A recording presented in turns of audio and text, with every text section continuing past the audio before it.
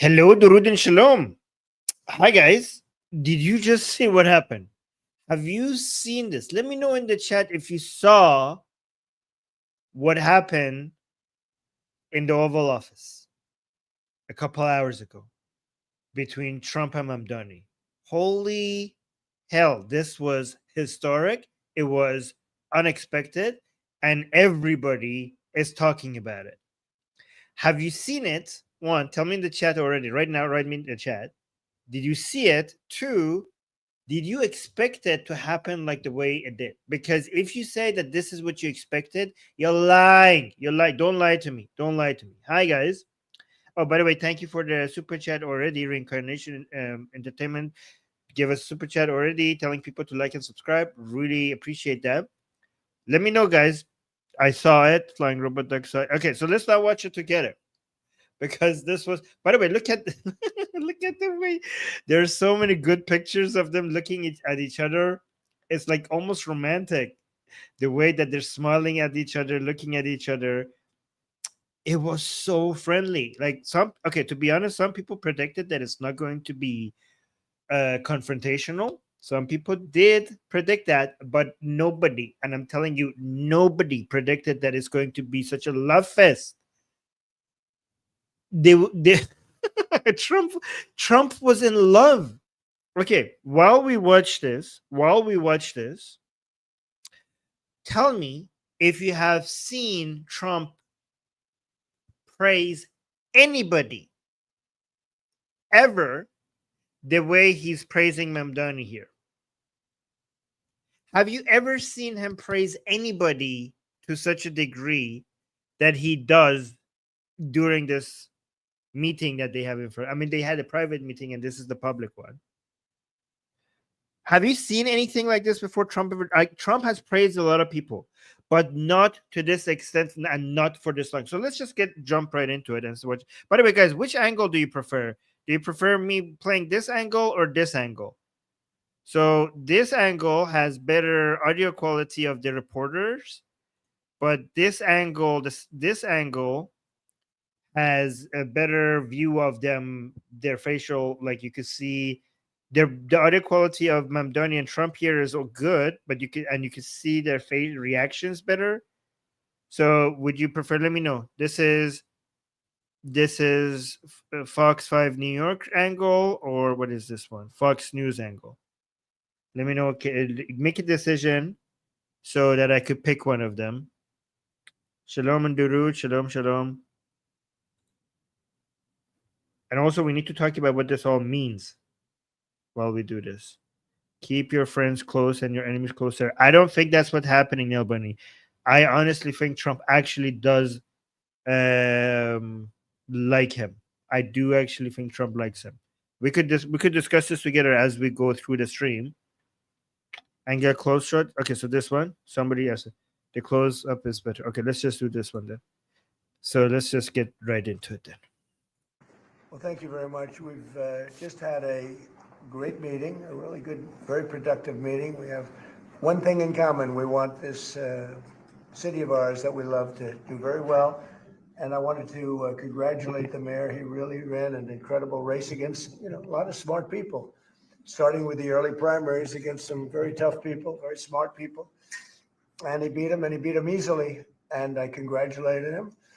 And we talked about some things in very strong common, like housing. Somebody's saying, "Oh my God, Armin is buying it." Okay, yes. The conspiratorial minded people that nothing it is as it seems. Oh, Trump is playing 4D chess move underwater, blindfolded, and he's just doing an act. I mean, you must be an idiot if you think that this is an act. Trump actually, the way Trump acts. I mean, I've been following Trump since I was a teenager. Before he became important in politics, I used to watch him in The Apprentice, and it's funny how people think that they understand. This man doesn't. What you get is what he is. He doesn't hide his views. This is not a man that really hides his views. He just whatever he's saying is, there are flaws with this man. There are many flaws with this man, but he's honest. He's not lying to you. If he's praising somebody, he's praising somebody. If he says he likes somebody, he likes somebody. This is a lot of people think like they're smarter than other people by thinking that everything is different than what it appears. Like, no, that's not always the case, guys. Sometimes what you're saying is exactly what's happening. And we talked about some things in very strong common, like housing and getting housing built, and uh, food and prices, and the price of oil is coming way down. That anything I do is going to be good for New York. If I can get prices down, it's good for New York, and we've got them down, way down from last year. We have, as you know, I've been saying to a lot of people, Walmart said that Thanksgiving this year is exactly 25% less than last year. So that's good for New York, good for everybody. But I just want to congratulate. I think you're going to have hopefully a really great mayor. The better he does, the happier I am. I will say there's no difference in party. There's no difference in anything. And we're going to be helping him to make everybody's dream come true, having a strong and very safe New York. And let me tell you what actually happened. Trump recognizes somebody that has game. Okay, they say game recognizes game. Trump, so Mamdani, I hate his views. He's a commie. He's sympathetic to the Palestinian cause. He's anti-Israeli. He's anti-capitalist. He has supported terrorists. So all of that is true.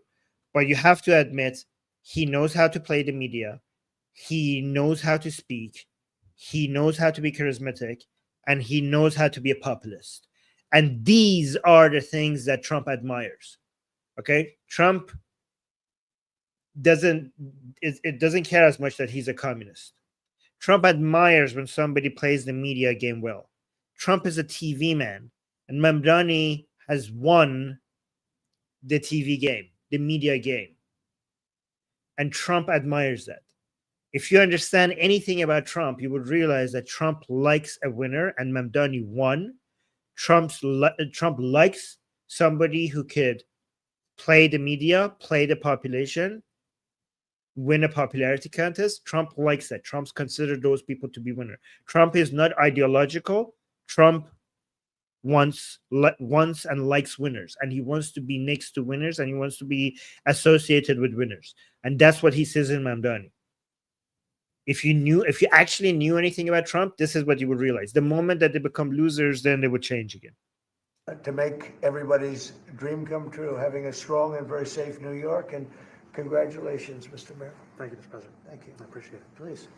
I appreciated the meeting with the president, and as he said, it was a productive meeting focused on a place of shared admiration and love, which is New York City, and the need to deliver affordability to New Yorkers, the 8.5 million people who call our city their home, who are struggling to afford life in the most expensive city in the United States of America.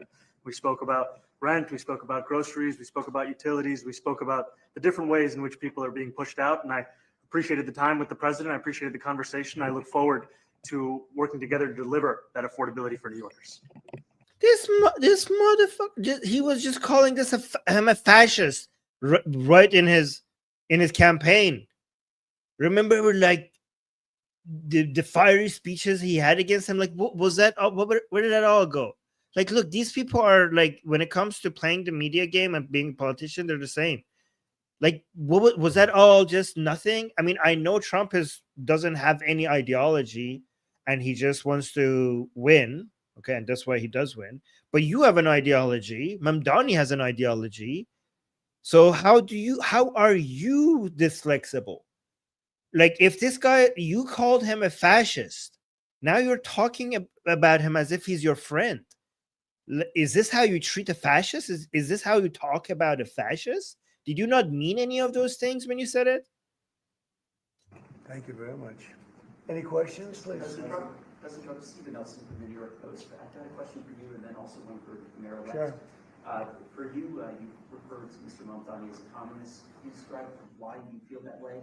And also, will you do anything to stop him from arresting Prime Minister Netanyahu if he visits New York? So the audio of the questions are a bit low. So I don't know if you guys heard it properly. Let me know if you heard it properly. He asked him did you called Mamdani a communist?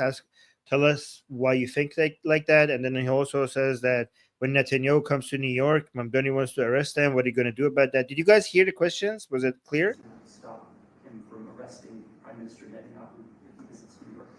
Well, we didn't discuss your second part of the question, and on your first part, I mean, he's got views that are a little out there, but who knows? I mean, we're going to see what works, or he's going to change also. We all change. I changed a lot, changed a lot from when I first came to office. It's now quite a while ago. It's quite a while. My first term was great. We had So look, he says he has views that are out there, so he's not taking it back that he's a communist. And but like Trump doesn't care. He doesn't care. He's like, I don't care. He won the elections. He's a winner. the greatest economy in the history of our country. We're doing even better now. We're doing much better now than we did even the first term. And I can tell you, some of my views have changed. And we had So he's like, maybe some of my views have changed, which I've never seen Trump admit this. I mean, I've seen it, but it rarely happens that he said like, oh, my views have changed. Okay. Which is, it does happen sometimes, but not that often. Which is, so he's hoping that Mamdani's communist views are going to in the change. first term. And I can tell you, some of my views have changed. And we had discussions on some things. I'm not going to discuss what they were, but that I feel very confident that he can do a very good job. I think he's going to be. I think he is going to surprise some conservative people, actually, and some very liberal people. He won't surprise them because they already like him. They actually don't. The way you're praising him has been more. Trump has been praising Mamdani before the Democrats started praising him. Do you guys understand that? Like the Democratic Party hates Mamdani, and Trump now likes Mamdani. Trump is praising Mamdani in a way that the Democratic Party hasn't been praising him at all. So that's a strange place to be in. Mr. Mamdani, it sounds like you had a productive discussion, but just days ago. No, the Musa is saying Trump is managing the situation. That's all. No, he's not. Trump is managing his own situation. He wants to be with winners. That's what he's doing. He Mamdani won. He's popular. That's all that matters to Trump. He doesn't have a long-term 4D chess move plan or something like that. You referred to President Trump as a despot who betrayed the country. You said you'd be his worst nightmare and accused him of having a fascist agenda. Are you? Oh wait, this is important. Okay, do you guys hear the questions that the reporters are asking, or should I repeat them for you? Just days ago, you referred. And some very liberal people. He won't surprise them because they already like him. And Mr. Mamdani, it sounds like you had a productive discussion, but just It sounds like you had a productive days discussion. ago, you referred to President Trump as a despot. Okay, you referred to days ago. You referred to President Trump as a despot Betrayed the country. You said you'd be who has betrayed the his country, worst nightmare and accused him of having a fascist agenda. and also Mamdani has said that he has betrayed the country, and that what? Country. You said you'd be his worst nightmare and accused him of having a fascist agenda. Yeah, so that Mamdani is going to be Trump's worst nightmare, and that Trump has a fascist agenda. Are you planning to retract any of these remarks in order to improve your relationship? I think both President Trump and I, we are very clear about our positions and our views. And what I really appreciate about the president is that the meeting that we had focused not on places of disagreement, which there are many, and also focused on the shared purpose that we have in serving New Yorkers. And frankly, that is something that could transform the lives of the 8.5 million people who are currently struggling under a cost of living crisis, with 1 in 4 living in poverty. And the meeting came back again and again to what it could look like to lift those New Yorkers out of struggle and start to deliver them a city that they could do more than just struggle to afford it, but actually start to live in it. And I've been called much worse than a despot, so it's not. Look, Trump is saving him. Trump is saving him. Like you in the chat saying Trump praises everyone he meets, then does whatever he wants. No, he doesn't. You guys don't know Trump. First of all, Trump doesn't praise anyone he meets. Trump's like he attacks Zelensky. Also, Trump has been praising Mamdani in a way that I haven't seen him praising anyone else. If you don't recognize how much he's praising him, you're not paying attention. Okay. Also, the fact that he does whatever he wants is different. Like that's besides the point. The point is that he saved him multiple times in front of the media during this meeting. Obviously Trump does whatever he wants after. That doesn't negate my point. That doesn't negate the point that he's giving him a huge win and he's praising him here in a way that he doesn't usually praise other people. And also, he saved him a couple of times regarding some of the questions that could have been challenging if Trump didn't get in the way. Right now, for example, here's the first one. Trump is like, oh, like he could have let the media right now challenge him that you call Trump a fascist. And Trump is like, it's not important. I mean, I've been called worse than this. Start to live in it. And I've been called much worse than a despot, so it's not that insulting. Maybe Yeah, it's not a big deal. Yeah, but how could Mamdani say like, oh, I'm just going to work with a fascist now? I think he'll change his mind after we get to working together. Yes, please. Good. I would like to ask you a question about the Middle East regarding Sure. you said that Hezbollah in Lebanon is not in a good position. And Lebanon now is the final unresolved after Gaza and Syria. Given your assessment, guys, what do you say for the Lebanese today? It's the Yeah. state of Lebanon. And what is your next move to push toward disarmament? Sure. Well, we are pushing for total disarmament of Hamas and frankly everybody else. And we actually What wasn't the question about Lebanon? Do you think he meant the disarmament of Hezbollah? The guy was talking about Lebanon, and then Trump said that we are working with for the disarmament of Hamas. Hold on. Guys, what do you say for the Lebanese today? It's the Yeah. state. Oh. And Lebanon now is the final unresolved. Oh, maybe there was two questions. Okay. And Syria. Given your assessment, guys, what do you say for the Lebanese today? It's the Yeah. state of Lebanon. And what is your next move to push toward disarmament? Sure. Well, we are pushing for total disarmament of Hamas and frankly everybody else. And And we Hezbollah. actually have peace in the Middle East. As you know, the King of Saudi Arabia just left yesterday. No, you don't. You don't have peace. You do not have peace in the Middle East. That deal did not bring peace in the Middle We had East. some great meetings, and he's made a contribution toward the United States of more than $1 trillion. We have now over $20 trillion coming in. No country has ever had anything like that. Not Well, okay, wait. Let's wait to see if it's going to actually be $1 trillion. even close. If you go to 2 trillion or 1 trillion, it's a lot. We have 20 or 21 trillion dollars. I think that Hezbollah has been a problem in Lebanon, big problem. We're working with Lebanon. We're working with everybody in the Middle East. That's another thing I think we have in common. We want to see peace in the Middle East, and we actually have now, for the first time, peace in the Middle East after. That's not what you have. I mean, okay, the way we want peace in the Middle East is by destroying Hamas and Hezbollah and Hashd al-Shaabi and Fatimiyun and IRGC. Okay, the way they want peace is by destroying Israel. So I don't think that's much of their understanding of peace is the destruction of the state of Israel. So I don't think that's much in common. I don't know how you could say that we have that in common. 3,000 years, and now we're going to refine it, and I think you're going to see some very positive things happen. There is a potential to invite the Lebanese president. Oh, sure. Oh, I would do that, absolutely. And if the mayor would like to be here for that meeting, because I know he feels very strongly. I think you feel very, very strongly about peace in the Middle East. I think it's, We desperately want it, and that's something that I shared with the president. That when I Yeah, but also Hamas wants peace in the Middle East. Hamas also wants peace in the Middle East. Why is that Hamas wants peace in the Middle East by eliminating all the Jews and all the elements of the imperialist West. Okay, everybody wants peace. The Islamic Republic wants peace by destroying all infidels. Okay, so what does it mean? Like, oh, we want peace we all want peace in the Middle East. Okay, yeah, I mean, everybody wants peace. This is how you get there. peace in the Middle East. I think it's, we desperately want it, and that's something that I shared with the president. That when I spoke to New Yorkers who had voted for the president last November on Hillside Avenue and Fordham Road, I asked them why. Somebody in the chat saying, "Where is your American flag? Why would I have an American flag? I'm Iranian. I have my Iranian flag." I heard again and again two major reasons. One was that they wanted an end to forever wars. They wanted an end to the taxpayer dollars we had funding violations of human rights, and they wanted to address the cost of living crisis. And I appreciated the chance to discuss both of those things. he said a lot of my voters actually voted for him, and I'm okay with that. I'll do that. I'll sign it. Give it to me. I'll sign it in a minute. That's pretty good. Mr. President, Yeah, please. you threatened to send federal troops to New York City. You both have differences when it comes to ICE agents Right. in New York City. Mr. Mamdani, you called ICE a rogue government entity.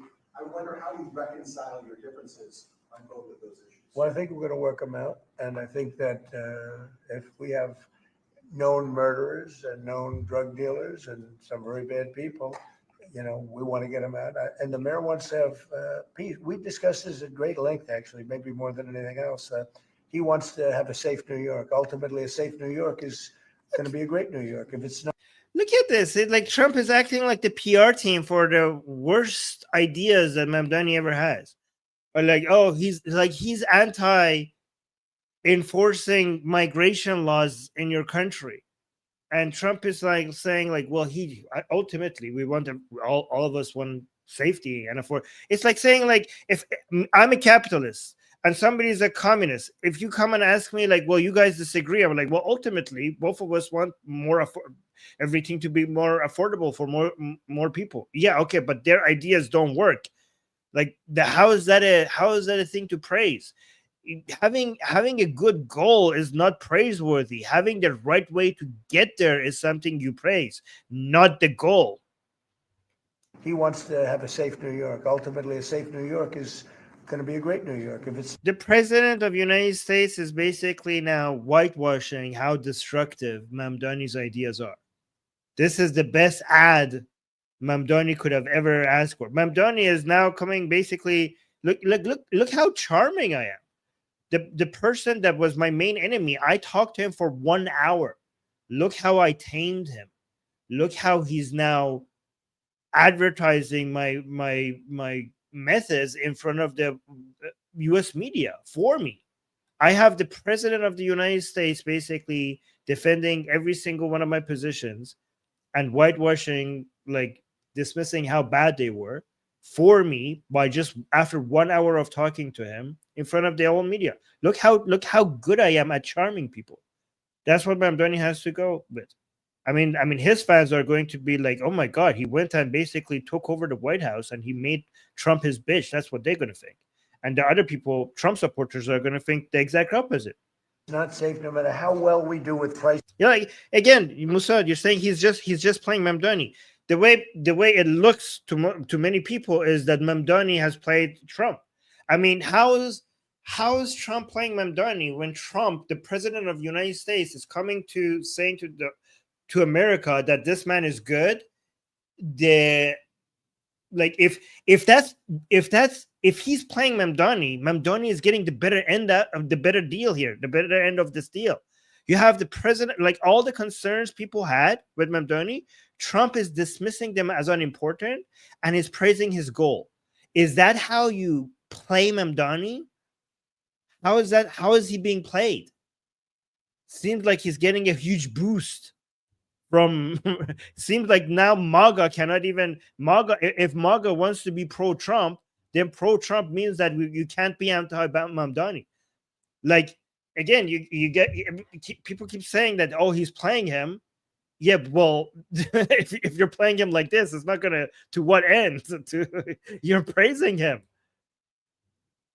And with anything else, we can talk about anything. Like he plays him with flattery. Well, you say flattery, and to get, I see marketing his position. You're like, it doesn't. What you're saying makes no sense. What the effect of it? Flattery to get what out of him?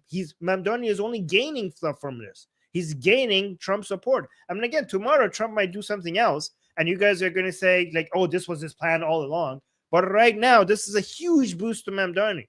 Safe, no matter how well we do with pricing and with anything else. We can talk about anything you want. If you don't have safe streets, it's not going to be a success. So we're going to work together. We're going to make sure that if there are horrible people there, we want to get them out. I think he wants to get them out, maybe more than I do. So we'll work together. We discussed it. What? He wants to get who out? Success. So we're going to work together. We're going to make sure that if there are horrible people there, we want to get them out. I think he wants to get them out, maybe more than I do. So we'll work together. We discussed it Yeah, I don't think so. I don't think so. I think this man wants to allow the most horrible people in the United States. At great length, yes, please. Yeah, two questions, if I may. One for you, Yeah, exactly. Somebody saying Trump is in Trump business. I agree with that. Trump is in Trump business. Trump does what is good for Trump.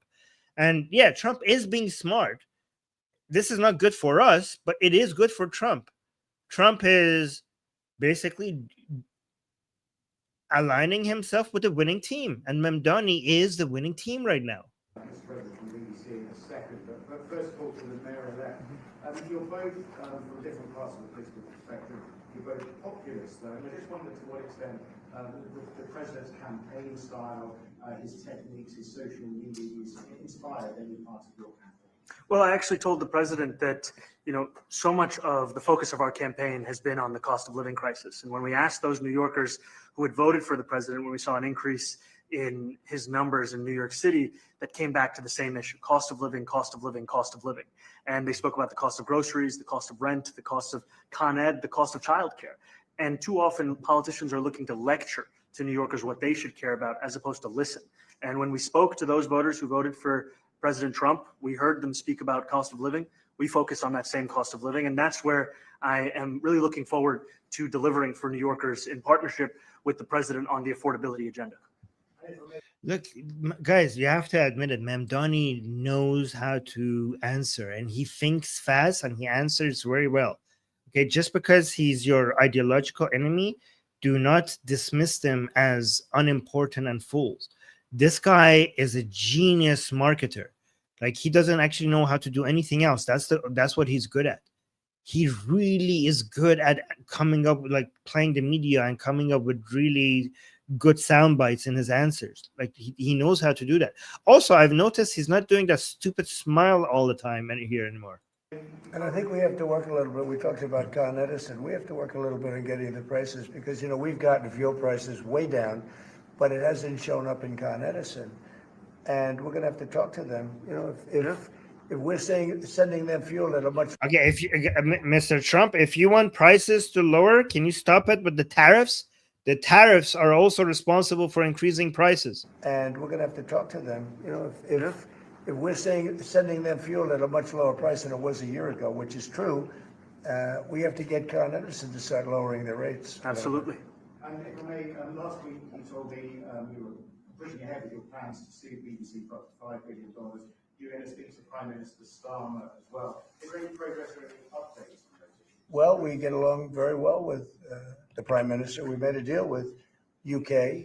I like him. He's a fine person. And, I think they have some big energy problems. They've got windmills all over the Guys, the audio, I'm going to go with this one because the audio of the reporters are shit. So I think it's better if we actually go with this one.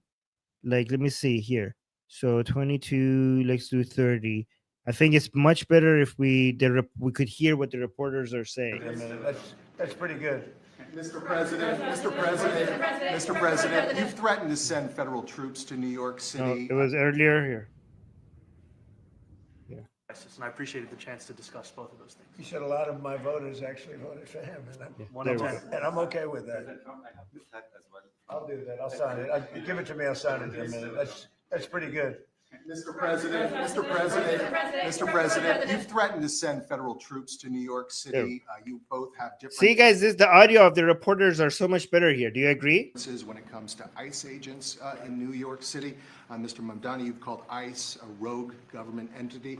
I wonder how you reconcile your differences on both of those issues. Well, I think we're going to work them out. And I think that if we have known murderers and known drug dealers and some very bad people, we want to get them out. And the mayor wants to have peace. We discussed this at great length, actually, maybe more than anything else. He wants to have a safe New York. Ultimately, a safe New York is going to be a great New York. If it's not safe, no matter how well we do with pricing and with anything else, we can talk about anything you want. If you don't have safe streets, it's not going to be a success. So we're going to work together. We're going to make sure that if there are horrible people there, we want to get them out. I think he wants to get them out, maybe more than I do. So we'll work together. We discussed it at great length. Yes, please. Yeah, two questions, if I may. One for you, Mr. President, on BBC in a second. But first of all, for the mayor-elect, you're both from different parts of the political spectrum. You're both populists, though, and I just wonder to what extent the president's campaign style, his techniques, his social media use inspired any part of your campaign.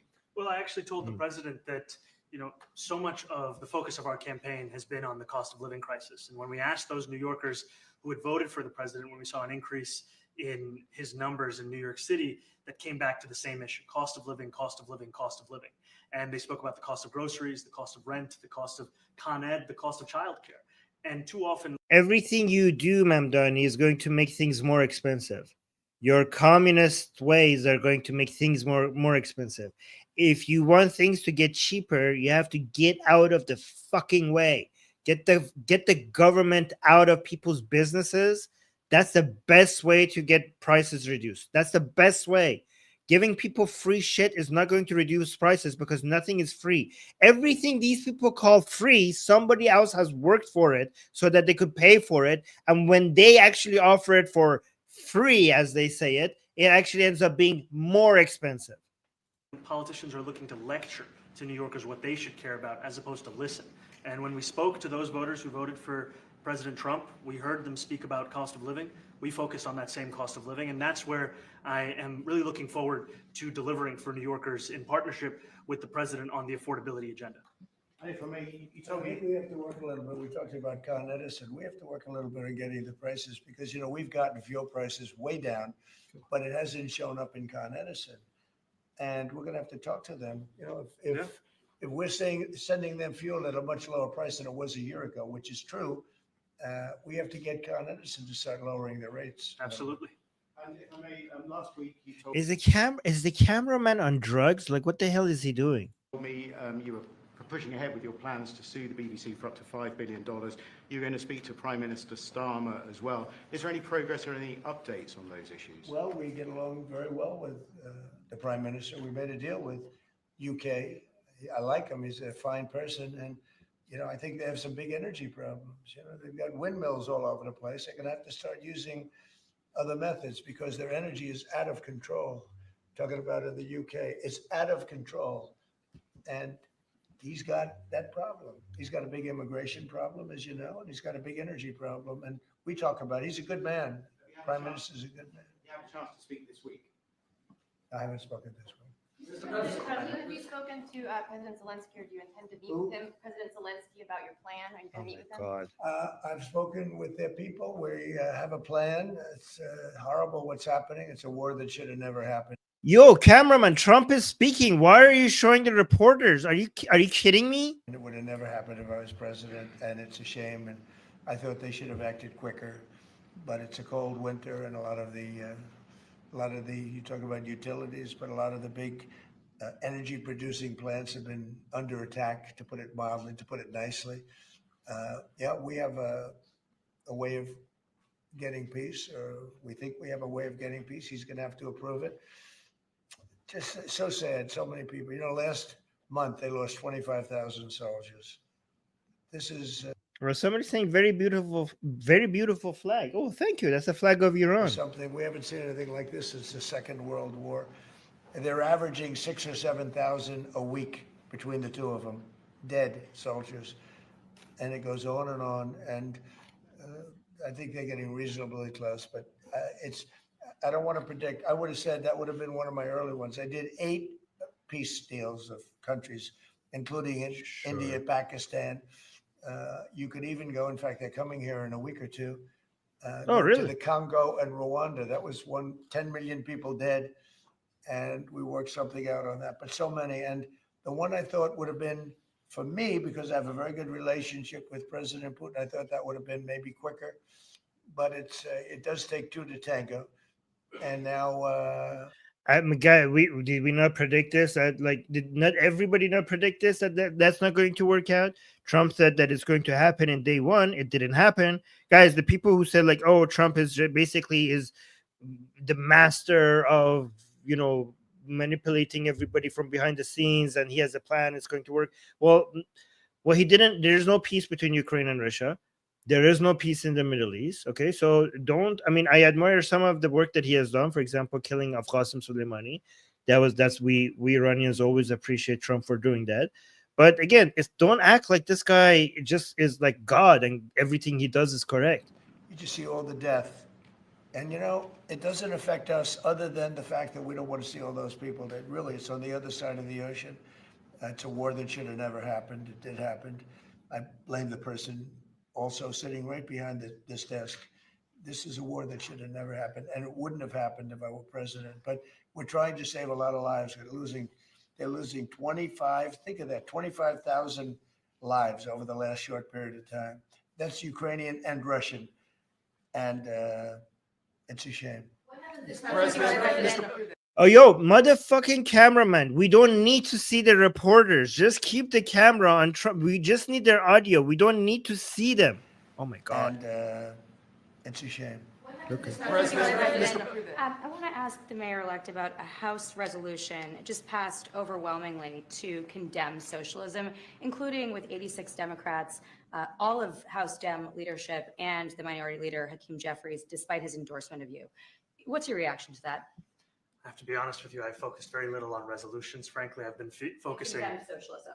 I understand. I think the focus is on the work at hand. I can tell you I am someone who is a democratic socialist. I've been very open about that.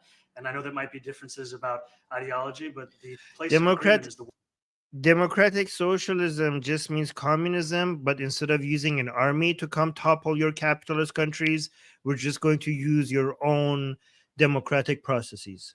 That's what it means. very open about that. And I know there might be differences about ideology, but the place of agreement is the work that needs to be done to make New York City affordable. That's what I look forward to. And I want to clarify your answer to Stephen Nelson. He asked about your comment calling the president a fascist. And your answer was, both President Trump and I have been clear about our positions and our views. Are you affirming that you think President Trump is a fascist? I've spoken about. That's okay. You can just say yes. Okay. Okay. Oh my God. I wish I could. Oh my God. This camera angle is shit. I wanted to see him. I wanted to see Trump saying that. Okay. What minute is this? 34. That would make it. What? That would make it 34. So let's say 14 here. That was such a. Okay. Here. Hold on. This is a better angle. Of the world, and yet 1 in 5 can't even afford $2.90 for a Metro card. We had some interesting conversation, and some of his ideas really are. No, here. Mr. Mamdani, do you see Democrat policy specifically as being a problem? And I'd like that be a question that both of you could answer. Look, I think that No, not here. Where is that? In Pakistan. Oh, there we go. You could Let's go. the ocean. It's a war that should have never happened. It did happen. There we go. I blame the person I'd rather see their facial features when they're sitting talking. right behind this desk. This is a war that should have never happened, and it wouldn't have happened if I were president. But Facial. we're trying to save a lot of lives. They're losing 25. Think of that, 25,000 lives over the last short period of time. That's Ukrainian and Russian, and it's a shame. I want to ask the mayor-elect about a House resolution just passed overwhelmingly to condemn socialism, including with 86 Democrats, all of House Dem leadership, and the Minority Leader, Hakeem Jeffries, despite his endorsement of you. What's your reaction to that? I have to be honest with you, I focused very little on resolutions. Frankly, I've been focusing. Condemn socialism. I understand. I think the focus is on the work at hand. I can tell you I am someone who is a democratic socialist. I've been very open about that. And I know there might be differences about ideology, but the place of agreement is the work that needs to be done to make New York City affordable. That's what I look forward to. And I want to Yeah, socialism is not the way to make anything affordable. I mean, guys, how many times do you have to try a method to know that it doesn't work? Like every single empirical data that we have shows that socialism makes things more expensive, not less expensive. clarify your answer to Stephen Nelson. He asked about your comment calling the president a fascist. Fascist. Your answer was, both President Trump and I have been clear about our positions and our views. Are you affirming that you think President Trump is a fascist? I've spoken about. That's okay. You can just say yes. Okay. Okay. Yeah. It's easier. Yes.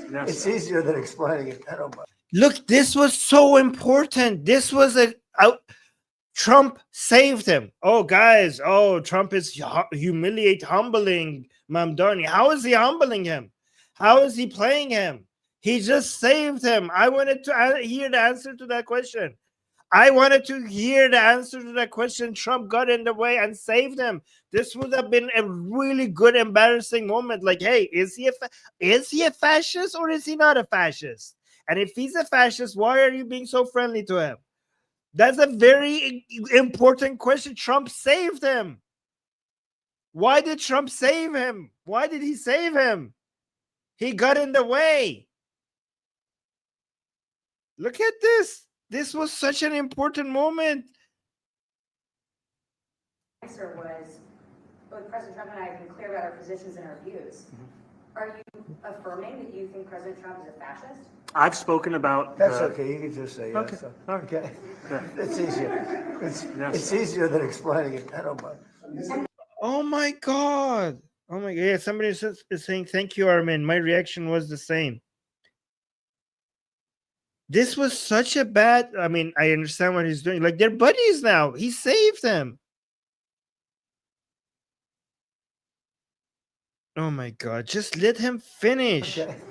It's easier. Yes. It's easier than explaining it. I don't mind. Mr. President, I wanted to ask you also about this Ukraine plan. Yeah. President Zelensky said today that his country would risk either giving up to partner or giving up its dignity. There's been criticism that this deal. You mean he doesn't like it? It's unclear. He was sort of Well, pretending. he'll have to like it. And if he doesn't like it, then, they should just keep fighting, I guess, The suggestion that you made, though, was that if he doesn't accept it, that the U.S. would pull back its support for Ukraine. Is that Well, at some accurate? point, he's going to have to accept something. He hasn't accepted. You remember right in the Oval Office not so long ago, I said, you don't have the cards. Don't forget, I inherited this war. This war never would have happened. I inherited this war. And I thought he should have made a deal a year ago. Somebody's saying, no, Armin, Mamdani did institute with it. It doesn't matter. It doesn't matter. That could have been a very challenging exchange between the reporters of Mamdani, and Trump didn't let it happen. Trump didn't let it happen. That could have been, like, if he just let that play out, that would have been very interesting for us to watch. If we just let it play out. I don't care if he got a yes out or not. It doesn't matter. And what matters is that we were supposed to see that. We were supposed to see how he's going to get out of that, or continue, double down or what. And Trump didn't let us have that. Trump saved his buddy. They're buddies. These two are buddies now. I mean, I don't know. Maybe it will last for a week or so. I don't know. Probably Mamdani is going to say something that pisses Trump off, and then they're going to become enemies right now. But right now, they're buddies. 2 years ago, the ultimate deal would have been if it never started. That would have been the good deal. That could have been done too if you had the right president, but you didn't have the right president. Mr. President, the cost of living is something that you and Mr. Mamdani seem to agree on. Right. Democrats have run Wait, what do you agree on? something that you and Mr. President, the cost of living is something that you and Mr. Mamdani seem to agree on. Right. Like, they're saying the cost of living is something you agree on. Guys, no. And Trump is saying yes, right. Is just you agree on the cost of living being too high? Is that what you agree on? That's not much of an agreement. The discussion is not about whether we need to bring down the cost of living. Everybody will agree that we need to bring down the cost of living, or at least a better term for it is increasing affordability, or increasing purchasing power is even a better term. Everybody would agree with that. The capitalists, the communists, even terrorists agree with that. Okay? The disagreement is not about that. The disagreement is about how. How is the capitalist way or the socialist way is the right way? That's the disagreement. Like, how is that an agreement? Oh my God. Mr. President, the cost of living is something that you and Mr. Mamdani seem to agree on. Right. Democrats have run New York City for a long time. The disagreement is about how we do it, not about whether or not that's the goal. Of course, that's the goal. Who doesn't agree that that's the goal? Mr. Mamdani, do you see Democrat policy specifically as being a problem? And I'd like that to be a question that both of you could answer. Look, I think that there are many things in our city where we have to own the responsibility of it, things that existed long before the president was the president. And those are also part of the message of our campaign, was to take on a broken politics of the past. And I ran against a number of candidates who represented different versions of that past. And what we found time and again is that working people were left behind in the politics of our city. And what we're looking to do is put those people right back at the heart of our politics, so that we don't have a situation where we're in the wealthiest city in the history of the world, and yet 1 in 5 can't even afford $2.90 for a Metro card. So remember this, what Mamdani says was, he said nothing at all. What you just heard was basically absolutely nothing at all, but it sounded fantastic. He didn't say anything. Like he didn't provide any methods, any solutions, any way that, how do you pay for all of this, anything. Like that was just empty words that didn't mean much, but it was so beautifully put. And that's the art of a politician right now, which Mamdani has figured out exactly how to do. You know, we had some interesting conversation, and some of his ideas really are the same ideas that I have. But a big thing on cost, you know, the new word is affordability. Another word is just growth. That's not a new word, Mr. Trump. That word is ancient. Big thing on cost, you know, the new word is affordability. Another word is just groceries. You know, it's sort of an old-fashioned word, but it's very Groceries is an old-fashioned word. accurate. And they're coming down high. They were, you know, we had, both of us, we had the highest inflation in the history of our country the last 4 years under the Biden administration. And we've got inflation down now to a normal number. It's going to go even a little bit lower than that. Katie, do you have something in it?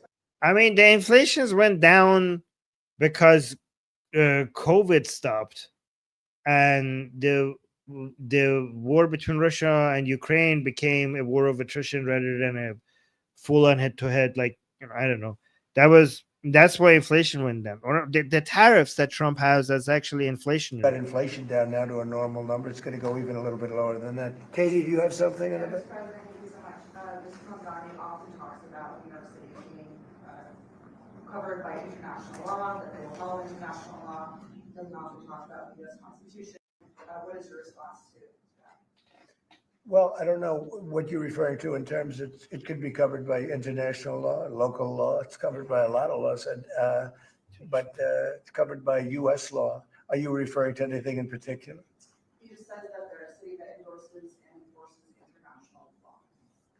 Yeah, so Mamdani says that he wants to enforce international law in New York, which is, what the hell are you talking about? The laws that you're talking about, which is for arresting Netanyahu when he enters New York, the United States is not a signatory to those laws. So, which is the Rome Statute, which is weird, because how could you think that New York has to enforce those laws, given that the United States as a whole cannot enforce those laws? What are you talking about? Is that at odds with? No, I don't know. Would you want to? Do you want to respond? Yeah, I think what I've shared with the president is our desire to not only follow the laws of our own city, laws that protect New Yorkers, but also a desire for consistency in our politics across the board. And that's something that we've talked about. That's not your job. Your job as a mayor is not to enforce international law. What the fuck are you talking about? Especially the laws that are United States is not even, you know, a signatory of. Like, what the hell are you talking about? Just do your mayor. Just be a fucking mayor. What the fuck does a mayor have to do with international law? And something that I know many New Yorkers want.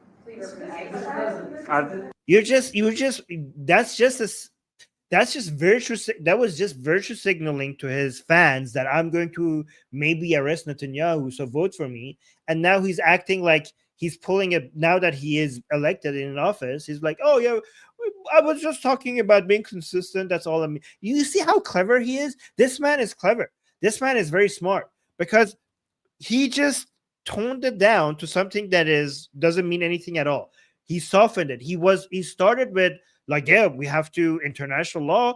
We have international courts saying that we have to arrest Bibi, and as the mayor, I want to follow international law. So yeah, like the Jew haters in New York, vote for me because Bibi might get arrested if he comes to New York. But now when he's elected, Yeah, I was just talking about consistency. That's what I was just talking about. It's good to be consistent. That's just what I was talking about. But he says it in such a powerful and uh, beautiful way that it seems like he said something very important. But all he did was that he watered down the promises that he was making to his fans. City laws that protect New Yorkers, but also a desire for consistency in our politics across the board. And that's something that we've talked about and something that I know many New Yorkers want. I don't think Trump understands what's going on here. I think Mamdani is actually very you know, the whole 4D chess moves that you guys were always promising us. I think Mamdani is doing that.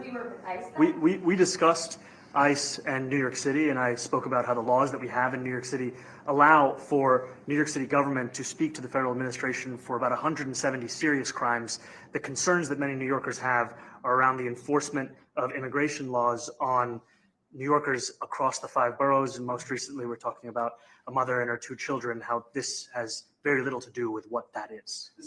What we did is we discussed crime more than ICE per se. We discussed crime, and he doesn't want to see crime, and I don't want to see crime. And I have very little doubt that we're not going to get along on that issue. He wants to. So see, guys, like they didn't like Mamdani just went and in private talked about things that had nothing to do with the disagreements. That's how he charmed him. So Mamdani is anti-ICE, he's anti-police, he's anti-law.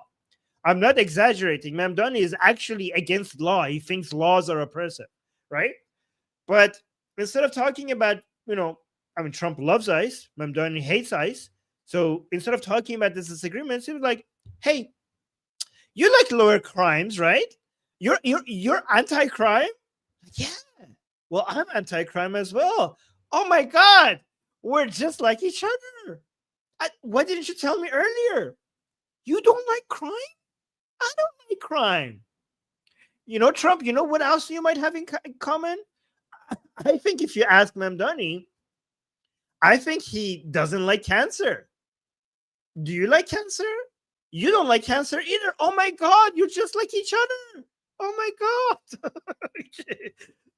that's what you found in that's your commonality. That's what you found in common with that you both want lower crimes, lower crime rates.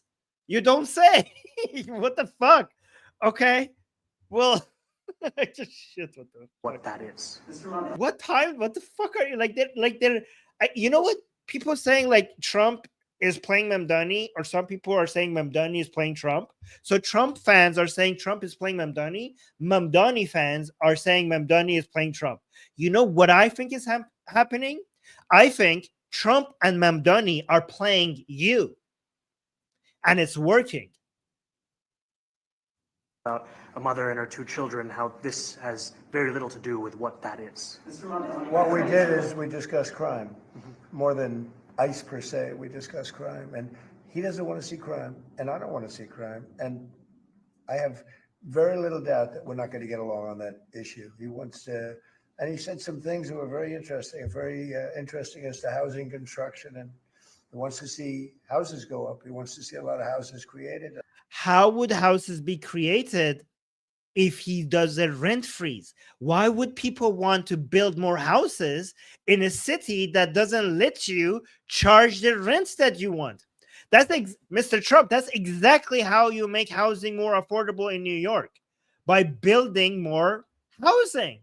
It's the law of supply and demand. You have more supply, prices go down. That's how it works.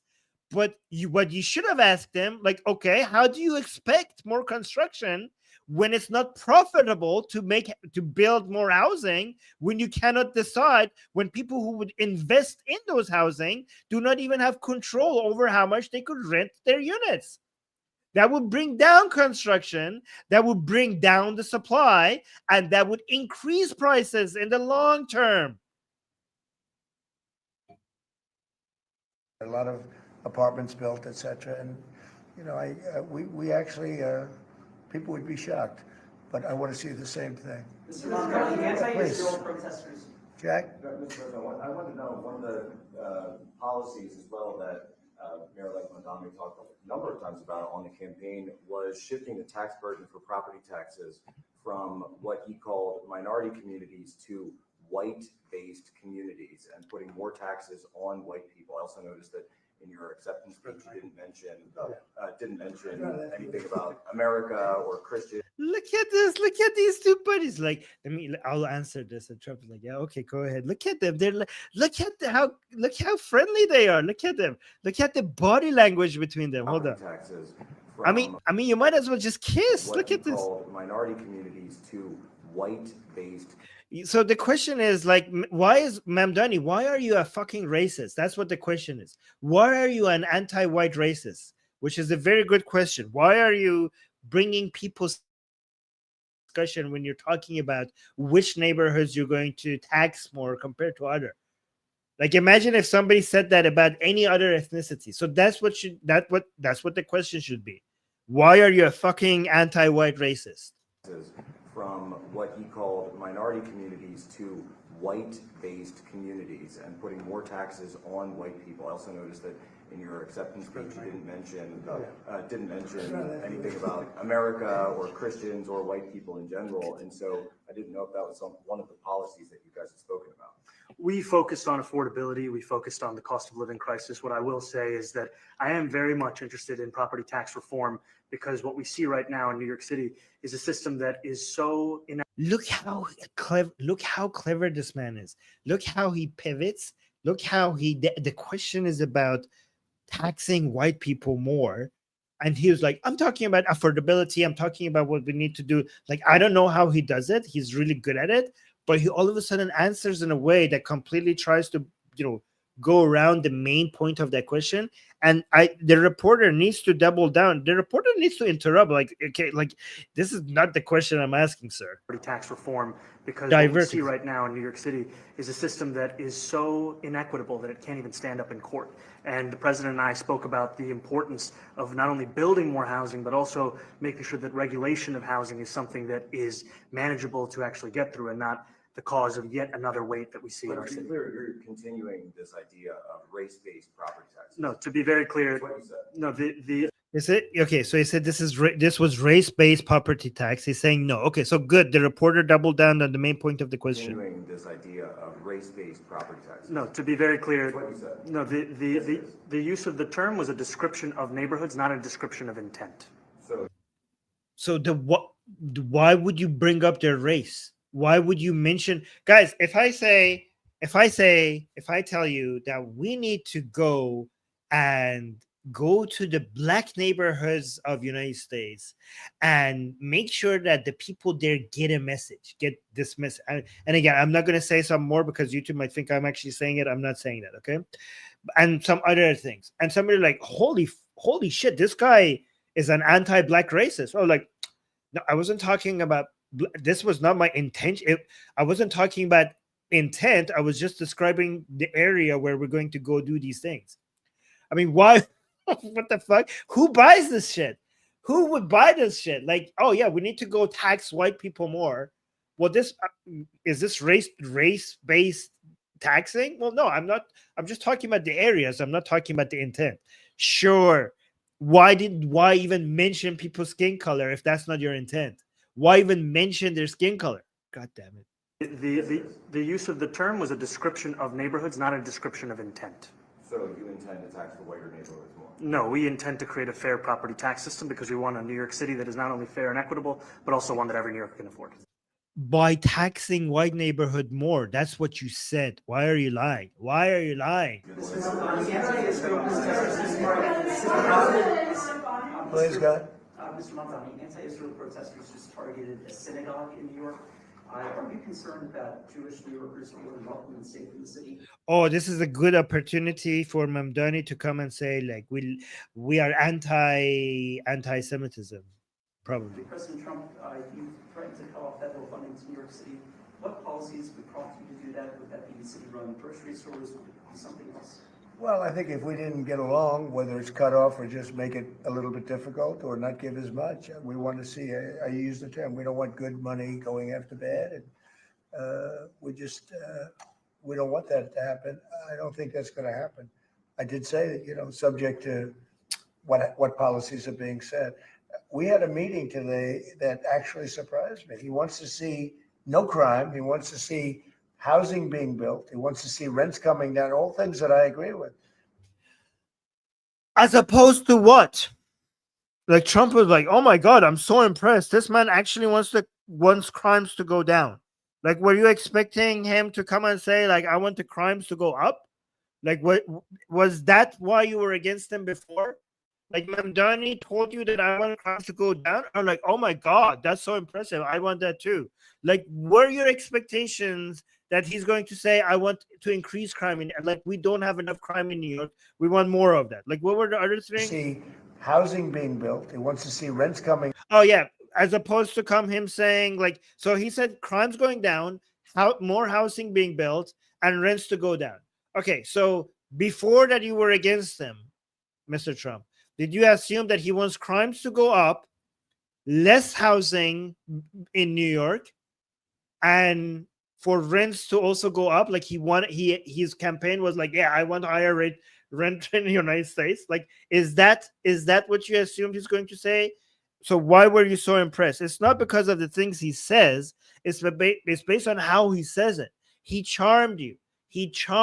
That's what he did. He came and did. I don't know what he said. He probably praised you in some ways. But you liked. I know you liked that. He charmed you. To see no crime. He wants to see housing being built. He wants to see rents coming down. All things that I agree with. Now, we may disagree how we get there. The rent coming down. I think one of the things I really gleaned very much today. He'd like to see him come down, ideally by building a lot of additional housing. Yeah.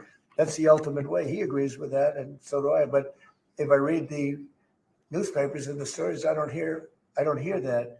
But I heard him say it today, and I think that's a very positive step. No, I don't expect. I expect to be helping him, not What do you mean you didn't hear that? He has been saying that. That's all he has been saying. hurting him. A big help, because I want New York City to be great. Look, I love New York City. It's where I come from. I spent a lot of years there. Now I'm right here. We took a big setback with the mayor that we had, Dave de Blasio. I thought it was a tremendous setback for the city. I think this mayor can do some things that are going to be really great. Mr. President, Guys, this amount of praising by Trump of somebody, have you seen this back-to-back praising of, like, I think he likes him. Like, Trump has praised other people a lot, but not to this level. I haven't seen it to this level. I think Mamdani has an effect on people around him. I think he knows how to charm people or something. And also, if the people who are saying Trump is playing Mamdani, like, do you still think that based on everything you just saw right now? Like, based on what he's saying now? Like, oh, he's okay. Okay, how about you? Go ahead, please. you're a billionaire. You have a different address nowadays than you used to. Like, you used to call New York City home. Would you feel comfortable living in New York City under a Mamdani administration? Yeah, I would. I really would, especially after the meeting. Absolutely. What makes you comfortable? Yeah, it was all the meeting. I don't know what Mamdani said in that meeting, but he's like, yeah, after that meeting, I think New York is going to be great under Mamdani. We agree on a lot more than I would have thought. I think I want him to do a great job, and we'll help him do a great job. You know, he may have different views, but in many ways, you know, we were discussing when Bernie Sanders was out of the race, I picked up a lot of his votes, and people had no idea, because he was strong on not getting ripped off in trade and lots of the things that I've practiced and been very successful on. Tariffs, a lot of things. Bernie Sanders and I agreed on much more than people thought. And Yeah, because the voting in the United States is not anymore based on left and right, apparently. It's based on free trade and capitalism and being involved in the world on one side and supporting, you know, Israel on one side, and on the other side is about isolationism and self-reliance, and, you know, tariffs and stuff like that, right? And I think, like, this is so the left, you know, and you have supporters for both of these on both the Democrats and the Republicans. So yeah, traditional lines are out the window. Bernie Sanders and I agreed on much more than people thought. And yeah, when he was on tariffs, for example, put out of the race, I think quite unfairly, if you want to know the truth. Many of the Bernie Sanders voters voted for me. See, like he's supporting, he likes Bernie Sanders more than the mainstream traditional Democrats. And I felt very comfortable, frankly, in seeing that and saying that. And, you know, it just turned out to be a statistical truth. But no, I feel very comfortable. I would feel very, very comfortable being in New York, and I think much more so after the meeting. Yes, please. Thank you, Mr. President. I have a question for you, but a very quick one for Please. the mayor. Why did you fly here? Aren't trains greener? I'll Oh my use every God. form of transit, and I want to make She said, why did you fly here? Aren't trains cleaner? Like, are you like, from all the questions that you could have asked, that's what you went for? Fly here. Aren't trains greener? And Trump. I'll use every form of transit, and I want to make sure that they're all affordable in New York City, and that's why making buses fast and free is a centerpiece of our campaign. Did you? See how he uses every opportunity to, he has the best answer, like the bad answers, but the best in the form of delivery. Like, not like he basically, it's kind of like the punch came and he stopped it, and then he also used it to advertise his campaign and what he's doing. That was like genius, and he came up with it in half a second. Look at this man. This man is a genius when it comes to, this guy is the ultimate politician. Fly Watch here. this. Aren't trains greener? I'll use every form of transit, and I want to make sure that they're all affordable in New York. So look, he blocked it. I use any form of transit, like why wouldn't I? And then I want them all to be affordable, and that's why we did this. This is like perfect marketing. In three steps, he blocked, then pivoted to his philosophy, and then promoted what he has been, his campaign, and what he has been promising to deliver at the same time. And the question had nothing to do with free buses, but then he brought that in as well. And he thought about all of that and delivered it in 3 seconds, and he thought about it in half a second. This guy's a genius politician. I mean, he has shit solutions, but he's a genius politician. City, and that's why making buses fast and free is a centerpiece of our campaign. Did There is a you? bus that Well, goes. but I know, but if he flew, that's a lot quicker too. No. You know, I mean, he's working very hard. For him to be, that's a very long drive. I'll stick up for you. You know, the plane takes you 30 minutes. I'll stick out for you. Did you hear that? Trump said, "I'll stick out for you." So look at this. Like the Fox, like the MAGA, the reporters who are represent conservatives and Republicans and MAGA, they don't even feel like, because how much Trump is now defending him, like they don't even feel comfortable challenging Mamdani so much, because they feel like Trump is on his side, right? So Trump is like, "I'll stick out," like he's defending him. It's in driving takes you a And long Mr. time. President, I was wondering if you could clear up some confusion around a Washington Post report. There was this explosive report that the Coast Guard is no longer going to characterize swastikas and nooses as hate symbols. DHS called that a lie and fake news. Can you clear up? I don't know anything about it. When was this written? Yesterday? Well, look, the Coast Guard's an incredible group of people. I know them very well. We just ordered a lot of new Coast Guard cutters, beautiful, the most magnificent ship. They look like yachts with lots of guns on them.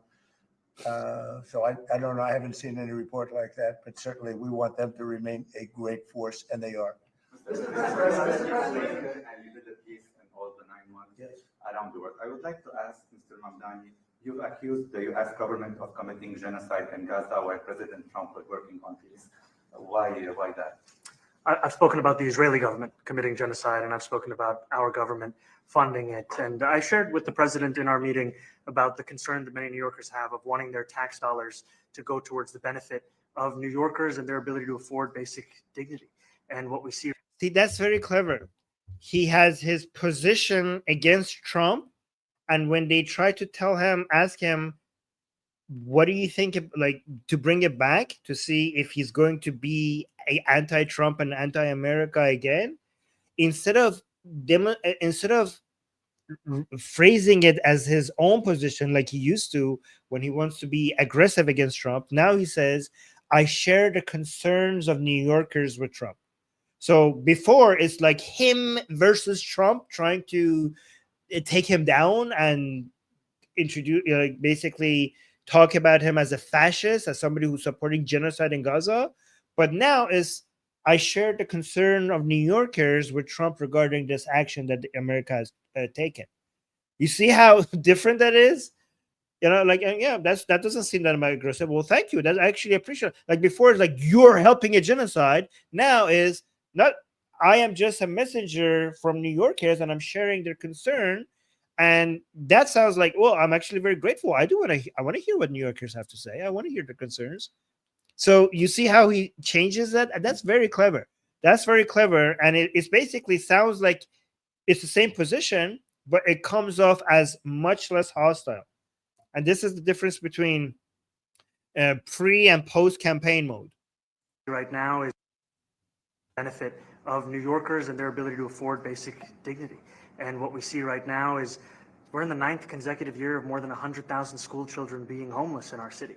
And there's a desperate need not only for the following of human rights, but also the following through on the promises we've made New Yorkers. And I appreciated the meeting we had and the work that we can do. Do you agree that President Trump did do a peace and worked hard to make the peace? Because he worked hard to do the peace in the Middle East and everywhere.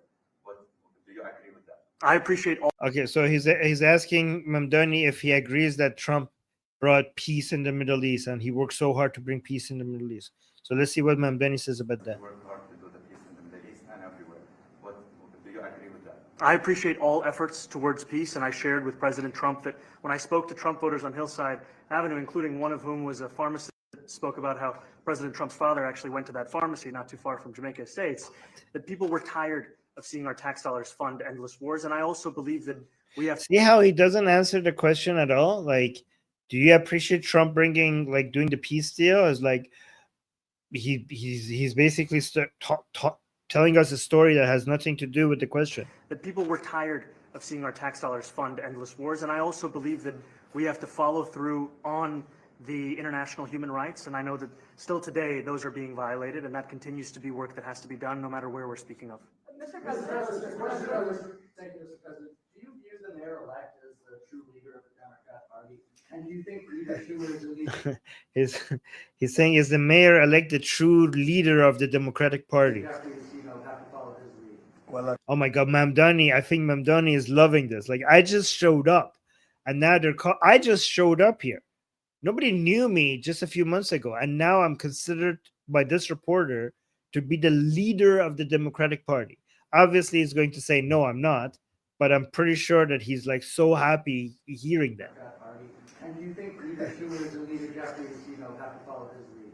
well, Look at the way Trump looks at him. He's in love. Look at this. Look at this. Oh, look at this. This is so romantic. We should put a heart there.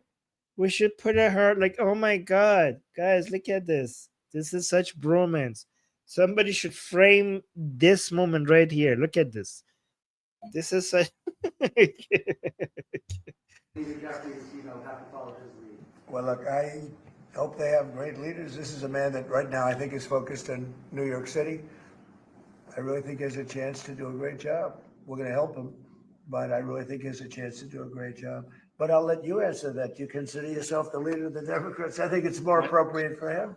I consider myself the next mayor of New York City, and I keep my horizons firmly on New York City. And I appreciate the meeting with the president, which focused again on the 5 boroughs and whether New Yorkers could afford to live there. By the way, being the mayor of New York City is a big deal.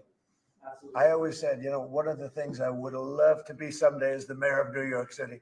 Being the mayor of New York, and especially now, because I think you're at really a turning point, one way or the other. It could go great, or it can go in a different direction. And I think you really have a chance to make it great. I appreciate what counting on. Mr. President, you said you love New York City. Mr. Mamdani, does New York City love President Trump?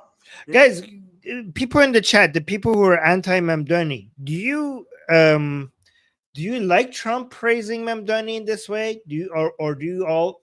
Let me know in the chat. Do you think this is all a game and Trump is not actually liking this man and he's just pretending and this is just a show? Or are you like, yeah, Trump is actually praising Mamdani? Like, let me know in the chat. Let me know what you think. Like, this is all just a game and we're being fooled, or do you actually genuinely agree with me at least that no, this is real. This is real bromance happening here right now. Mr. President, you say you love New York City. Mr. Mamdani, does New York City love President Trump? New York City loves a future that is affordable. And I can tell you that there were more New Yorkers who voted for President Trump in the most recent presidential election because of that focus on cost of living. And I'm looking forward to working together to deliver on that affordability agenda. I got a lot of votes. One more, go ahead. One or two more, go ahead. I tell you, the press has eaten this thing up. You know, I've had a lot of meetings with the heads of. Look at this. And again, for people who think that this is just a show, which I don't believe this is just a show. I think he actually means it. Just I want you to realize that Mamdani is actually getting same thing actually. Mamdani is actually getting so much out of this, and even right now, look at this. Here's another huge praise for Mamdani. Like if this is a game, it's a game that is being played in a way that favors Mamdani. So I don't know what game you think Trump is playing, because Mamdani just came out of this meeting so much more powerful than when he went into the meeting. And look at this right now. Look at the big win Trump is going to give Mamdani right now. Look at this marketing here. Watch this. This guys, this is worth what everything Trump is saying is worth millions and millions of dollars in marketing campaign that just Mamdani just got for free. Watch this. One more, go ahead. One or two more, go ahead. Look, watch this part. I tell you, the press has eaten this thing up. You know, I've had a lot of meetings with the heads of major countries. Nobody cared. This meeting that you people have gone, you know, outside you have hundreds of people waiting. This is just a small little group. For some reason, the press has found this to be a very interesting meeting. The biggest people in the world, they come over from countries nobody cares, but they did care about this meeting, and it was a great meeting. Go ahead. So Mamdani is now the greatest celebrity when it comes in politics, like the media, and more than Trump himself. So he is the most interesting politician right now in the whole world. The whole world is talking about him. He's number one, and Trump just admitted that to everybody, how big of a deal Mamdani is.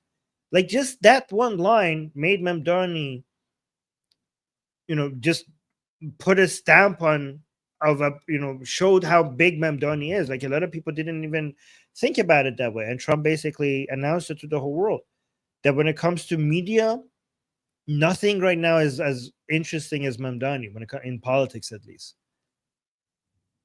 And that gives you a lot of leverage. That gets you a lot of leverage, and also that gets his fans a lot of energy to know that the person they support is this important. Like they're continuing to win. It's going to give his movement more momentum. Countries nobody cares, but they did care about this meeting, and it was a great meeting. Go ahead. Yeah, Mr. President. So Todd is saying, Armin, you think Trump just likes him and that's it? Trump is strategic, but not in a way that you guys think. Trump likes winners. Trump likes people who are popular. Trump likes people who know how to play the media, and Trump wants to align himself with people who are winning, and that works for Trump. It works for Trump, right? But so if you're thinking I'm not saying Trump is dumb. Trump is strategic, but not in the direction that you think. I was going to ask you exactly that. Why do you think there's so much more, so much excitement around this thing in some form? Because I think he's different. All right, I think he's different, and that can be in a very positive way. But I think he's different than, you know, your typical guy runs, wins, becomes mayor maybe, and nothing exciting. Because he has a chance to really do something great for New York. New York is at a very critical point, and he does need the help of the federal government to really succeed. And we're going to be helping him, but he's different than, you know, your average candidate. Hey, he came out of nowhere. I said he has a great campaign manager standing over there. He came out of nowhere. So Tora is saying, I don't know. I mean, it feels like there's something else behind the curtains. Yeah, there always is a little bit, but if you feel like that too much, be careful, because you're going to sound like a lot of conspiracy theorists online. Okay, things are a bit different than what they seem, but not too much, not so much. If you think like that too much, then you're going to come up with the weirdest analysis that, you know, I mean, again, I'm not accusing you of that. Okay. I'm not accusing you of that. But you know who else thinks that things are not the same, the way they seem, and many things happen behind the scenes that makes it so different than what we're saying? Here are the people. Let me give you a list of people who think exactly like that: Alex Jones, Candace Owens, Tucker Carlson, Nick Fuentes. Okay. Great campaign manager standing over there. He came out of nowhere. Would you start off at 1 or 2? And then I watched. I said, who is this guy? He was at 1, then he was at 3, then he was at 5, then he was at 9. Then he went up to 17. I said, that's getting a little bit interesting, right? And then all of a sudden he wins a primary that nobody expected he was going to win. It's a great. Wait, look at this. What this is important. What's your? Came out of nowhere. Would you start off at 1 or 2? And then I watched. I said, who is this guy? He was at 1, then he was at 3, then he was at 5, then he was at 9. Then he went up to 17. I said, that's getting a little bit interesting, right? See, I told you so. This is like this. You wanted to know what was happening behind the scenes? Trump was following like this. Like he knows the numbers. Trump was following his campaign and his rise. And Trump is obsessed with ratings and polls. Trump is a TV man, and he gave it away. This is what was happening. The reason why Trump likes him is because he was following his campaign, and when he saw that his meteoric rise, he became interested in him, because Trump is interested in people who win. Trump is interested with people with high ratings on TV. Trump is interested in people who become popular. So look at this. Look at what Trump just said here shows that he was following the numbers. He knew exactly the step-by-step process in which he became popular. That shows that he was interested in, like, he was following him. Look at that. That's the thing that was happening. Look at this. Came out of nowhere. Would you start off at 1 or 2? And then I watched. I said, who is this guy? He was at 1, then he was at 3, then he was at 5, then he was at 9. Then he went up to 17. I said, that's getting a little bit interesting, right? A bit interesting. That's what interests Trump. And then all of a sudden he wins a primary that nobody expected he was going to win. It's a great. The Torah is saying, wasn't Mamdani dissing Trump before? Is Trump just going to take it on the chin? Yes. Trump, go look at the history of Trump. Trump is somebody that if you insult him and attack him, he will come at you hard. And if you be nice to him, he will immediately switch. Trump switches immediately on you if you're nice with him. And then he could switch back again. Guys, this is Trump we're speaking. This is the guy who was, you remember Rocket Man? You remember Rocket Man? Remember how much he was attacking North Korea, Kim Jong-un? And then eventually, as soon as they became friendly, they became best friends. That's what he does. And then he was very friendly with Putin, and all of a sudden he called him a maniac, and then became the best friends again. He does that with the leaders of Islamic Republic. He's like, oh my God, these guys are maniacs. And then he's like, these guys are geniuses. They know how to make a deal. They're very respectable people. He switches like that. That's what he does. If you attack him, he attacks you 10 times more. If you tickle his balls, he will tickle back. A great tribute. I mean, it's an amazing thing that he did. And I'll just add one thing to what the president said. Is one thing I also appreciated is in our meeting to appreciate a portrait of FDR and the incredible work that was done with the New Deal, and also in thinking about what it can look like when the federal government and New York City government work together to deliver on affordability. It can be transformative. You know, we have a great portrait of FDR that I found in the vaults that was missing for years. I found it and I put it up. He's a Democrat, to the best of my knowledge. He's a Democrat. And when the mayor saw that portrait, he said, sir, do you mind if I have a picture taken by that portrait? It's an amazing portrait. I hope the picture comes out good. But it's an amazing portrait in the cabinet room. So he's a big fan of the New Deal, I guess, and of FDR. Yes, ma'am. Of course he is. Of course. I mean, actually, I don't know. Some communists hate FDR because he saved capitalism. Some communists think that FDR saved capitalism. They should have let everything fail so that Americans would fall in love with communism because of the failures of capitalism. So some communists actually hate him. You said that you about crime. Yeah. There are many police officers set to come off the rolls at the end of this year in New York City. Are you going to allow those police to be replaced with police officers, actual cops? And are you going to require that that happens? Would there be some consequences? Well, I hope it happens, but again, that's going to be ultimately the mayor's decision. What's your answer? Is that I look forward to delivering public safety with the NYPD, and I've said over the course. Okay, so see, this is look at the question, because this man wanted to defund the police, but look how he has softened his position. Are you going to allow those police to be replaced with police officers? So the question is about removing police officers and just having, I don't know, mental experts or whatever. Portrait in the cabinet room. So he's a big fan of the new Crime.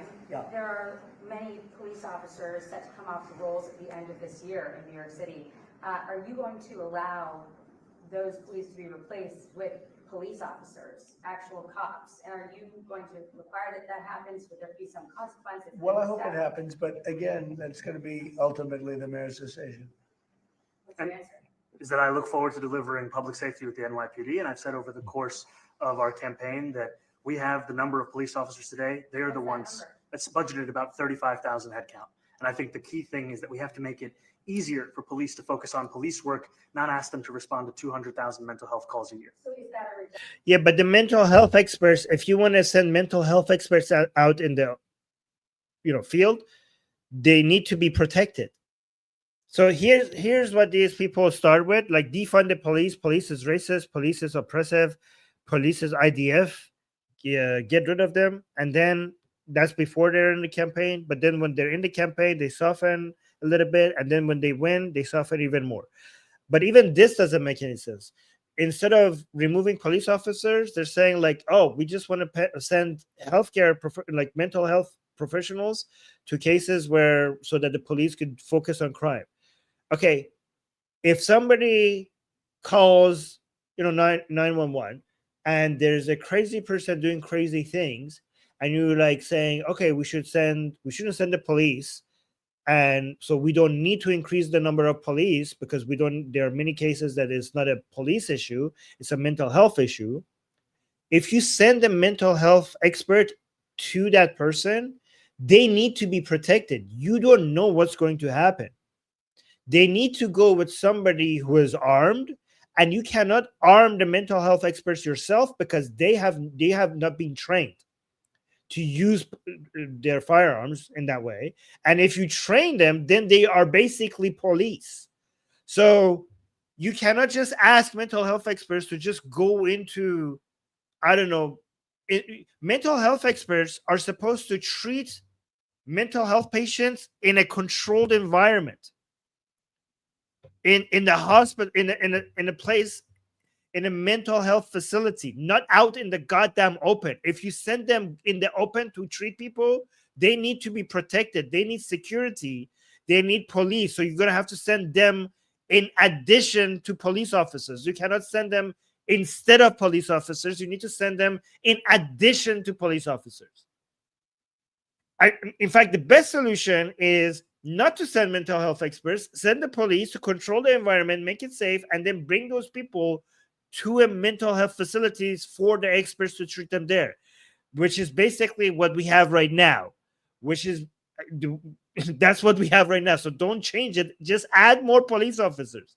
You need to add more police officers. The model that we have works if you just add more police officers. From what you're at right now, are you committing to maintaining the same level I've of cops? I've committed over the course of the campaign to maintain the 35,000. That's the headcount that we had through the campaign. And not replace them with caseworkers, social workers? No, I've said that's the headcount that we want. What we You need more. You need more police need officers. to do is make sure they can focus on. So remember, they started with, we are going to defund the police. Now they're going to say we're going to keep those numbers, but just add mental health experts. But what you should be doing, you should be adding more police officers. New York needs more police officers. I mean, who doesn't agree with this? New York needs more police officers. Serious crime. And he just retained a great police commissioner, I believe, right? Yes, If we the- did, Commissioner If the if the newspapers are correct. Whoop-de-doo. That one they're correct about. He retained, I think, somebody that is she's a good friend of some of the people in my family, of Ivanka, and they say she's really good, really competent, and he just retained her, so that's a good sign. Mr. President, if I may, Are there still topics that you see that you're disagreeing on in the future? And do you think you'll have more meetings like this? There will be topics that we disagree on. I think we'll probably come to a conclusion, and ultimately, he'll convince me, or I'll convince him. You know, it's for the good of New York. Ultimately, it's for the good of New York. I don't care about affiliations or parties or anything else. I want to see if this city could be unbelievable. If he could be a spectacular success, I'd be very happy. Do you think you guys will meet more in the future? Too. Do you think you'll meet again in the future? You know, throughout the initiative? I think we will. Yeah. I think we will. I hope we do. I enjoyed the meeting. We had a great meeting. Please. Mr. President, Republican Elise Stefanik has campaigned multiple times by calling Zohran Mamdani a jihadist. Do you think you're standing next to a jihadist right now in the Oval Office? No, I don't. But she's out there. He's a jihad sympathizer. That's what you. Okay, so he's a communist and not a jihadist, a jihad sympathizer. And by the way, Trump also. So all of the people on the right now, if you call him, I don't know, a jihad sympathizer, I guess you're basically going against Trump because I don't know. You're standing next to a jihadist right now in the Oval Office? No, I don't. But she's out there campaigning, and you know, you say things sometimes in a campaign. Isn't that sort of She's a very capable person, isn't but that a kind of label? you really have to ask her about that. But I don't particularly. I think I met with I met with a man who's a very rational person. I met with a man who really wants to see New York be great again. And I can say again, because New York was great. You know, You know what Trump is doing? Trump is now giving all of the isolationist parts of MAGA the permission to support the isolationist left. This is basically more Nick Fuentes of the world. So the people who are saying that, oh, Trump is playing him, what happened now that a whole bunch of MAGA that is isolationist and is looking at the far left and thinking like, why are we against these people? They seem to be exactly like us. Shouldn't we be with them? Trump is now giving them the green light to yeah, go ahead. Like how are people who are pro-Trump now going to take positions anti-Mamdani when their great leader has been praising Mamdani for like half an hour straight? Now being anti-Mamdani is basically going against Trump's words. And so the people who are anti-Mamdani part of MAGA don't feel as comfortable as they used to be to attack Mamdani unless they want to break away from Trump. And the isolationist part of MAGA, who saw the far left as pretty much close to them, now they feel like, yeah, actually, we could actually unite with the progressive left. They seem to be very much like us. We hate Jews, they hate Jews. We like isolationism, they like isolationism. So what is there not to like? New York be great again. And I can say again, because New York was great. You know, when I came down to Washington initially, the city was so hot. It was doing great. Yep. We were having some telltale signs of problems. We had a mayor that was not doing a great job, but still, it was moving along. And it went bad. It really went, pretty bad. And I think it's been at lower points, but it went pretty bad. I think he can bring it back. Now, the question is, will he bring it back all the way? Will he bring it back greater than ever before, which is, I guarantee, that's his wish. I think he wants to make it greater than ever before. And if he can, we'll be out there cheering. I'll be cheering for him. Okay? Thank you very much, everybody. Wait, let's actually watch the... Oh, that's such a cute lovebirds you two are. Okay, let's actually watch the reaction to all of this. Look, hold on. Let me. President Trump welcoming the. Wait, no. Be quiet for a second. Look at this. Look at the reaction. This is quite impressive. Interesting. Okay, watch this. Welcoming the mayor-elect of New York. So let's go back. President Trump welcoming the mayor-elect of New York, Zohran Mamdani. President Trump stepping in to keep things from going off the rails. Are you affirming that you think President Trump is a fascist? I've spoken about... That's okay. You can just say okay. Yes. Okay. It's easier. This is the part, guys. This few seconds is the part that is being shared on social media and going viral the most. And this is the part that Trump basically saved Mamdani the most. Watch this part one more time. To keep things from going off the rails. Are you affirming that you think President Trump is a fascist? I've spoken about. That's okay, you can just say yes. Okay, all right. Okay, Yeah. it's easier. Yes. It's easier than explaining it, I don't mind. It's easier than explaining it. I don't mind. You could just say it. Like I'll give you the fascist permission card. You could call me a fascist. I don't mind it. I don't mind. You could call me anything you want. Okay, we're friends. Okay, we're such close friends. Just go ahead. I'm allowing it. Go ahead. Call me a fascist. Oh my Fascist, just one harsh Mamdani campaign label for Trump. And the son of Queens, now turned president, happily returned those insults. Remember, calling Mamdani a communist, a disaster, and threatening to withhold billions in federal aid from the city. But this very, very different day included the president sounding as if he'd be happy to move back to soon-to-be Mamdani's New York. Would you feel comfortable living in New York City under a Mamdani administration? Yeah, I would. I really would, especially after the meeting. Absolutely. Guys, am I being too nitpicky by being pissed off that the audio quality was this bad? Like, this is one of the most historic meetings in the world, and the entire world is watching, between two populists, one from the left and one from the right. Two of the most important politicians in the world right now had the meeting. And this is the White House. This is the center of politics on the planet. And the reporters didn't have the technical know-how to capture the audio of both sides. Like, this is embarrassing. Like, this is America. Like, what the fuck are you doing? Look at it. Would you feel comfortable?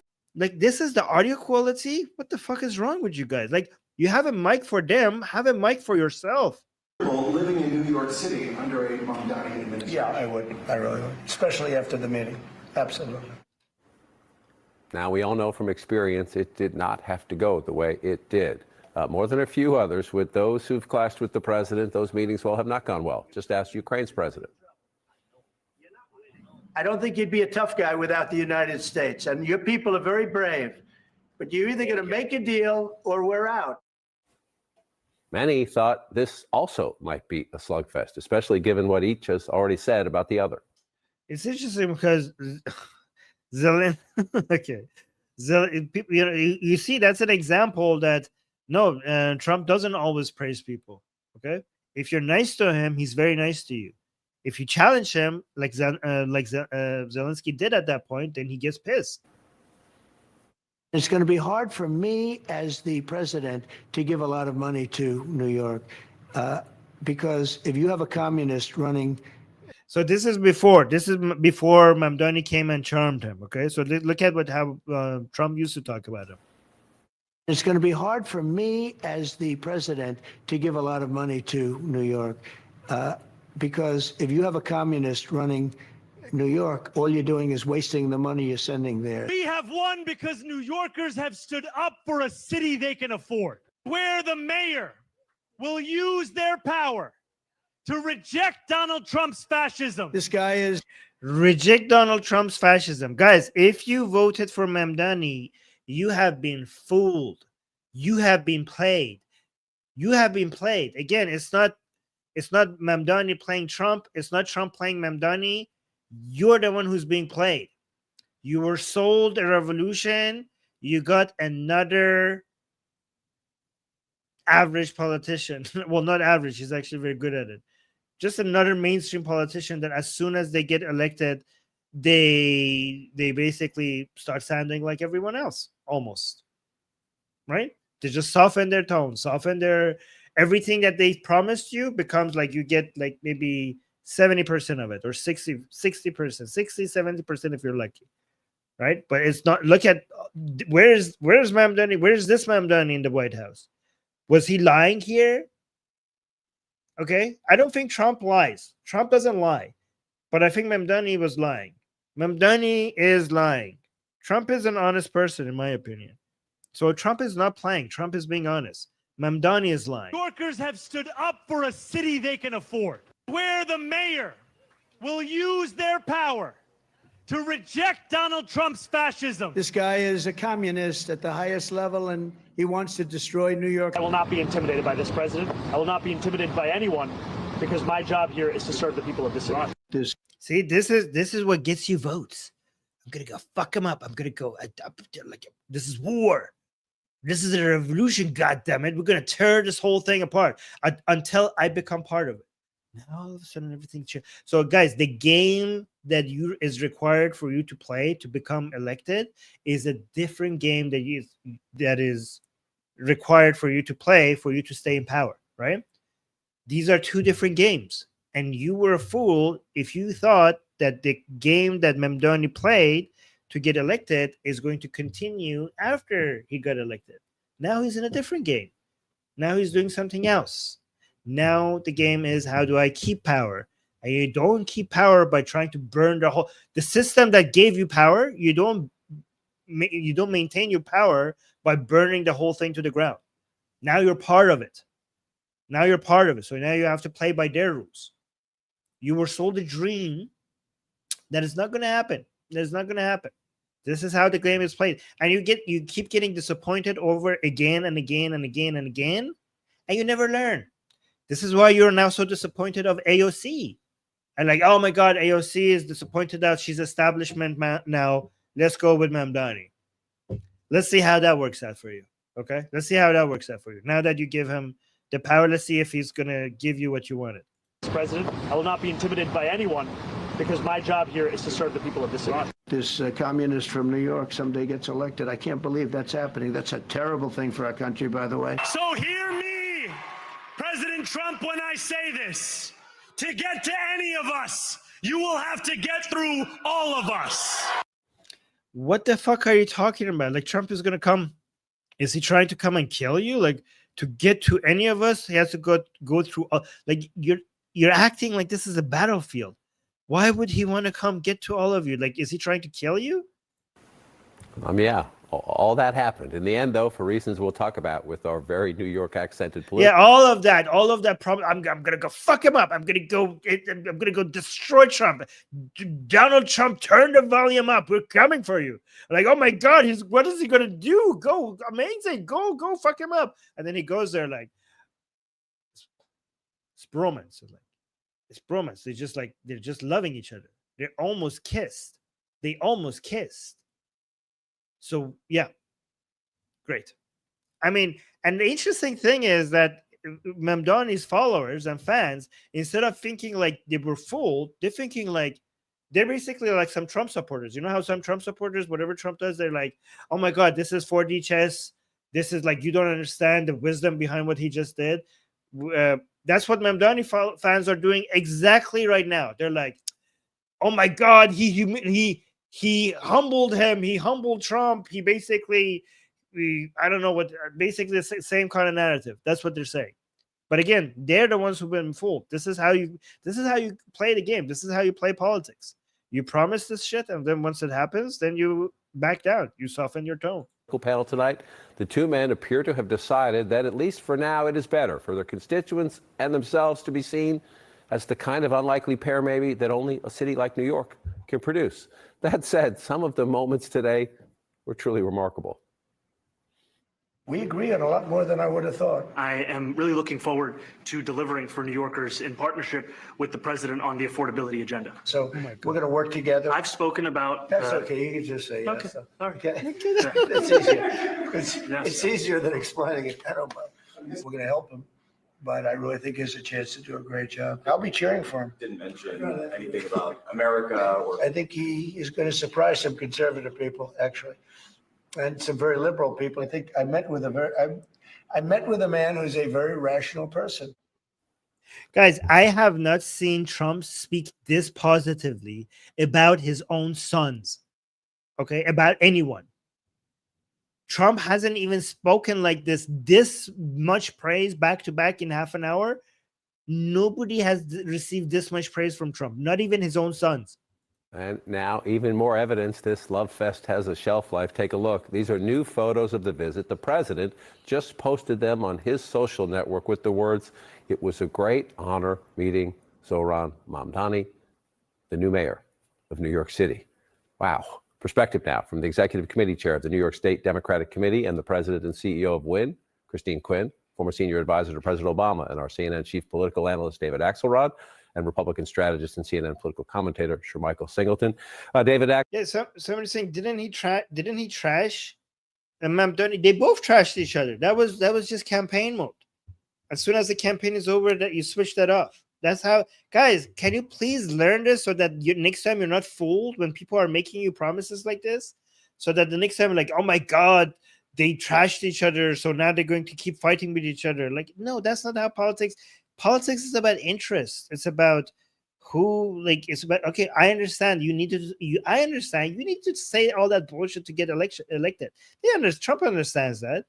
I don't hold a grudge. Those are the shit that you had to say. I had to speak. I reacted to you because you were talking shit against me. But now I understand you were just saying that just to get elected. Now you're popular. I want to continue to be popular, which I'm not by the way anymore. So let's just see you need my money. I need some of your popularity. So let's just work with each other. Axelrod, to you first. You've been in some awkward and some interesting and some fascinating Oval Office meetings. I had this morning, my bet was that this would go actually pretty well because it's in the interest of both men to delay any fighting until the mayor's actually in office. But I did not have on my bingo card Donald Trump saying, oh, yeah, sure, hey, call me a fascist. I don't care. Why? Why did this play out the way it did?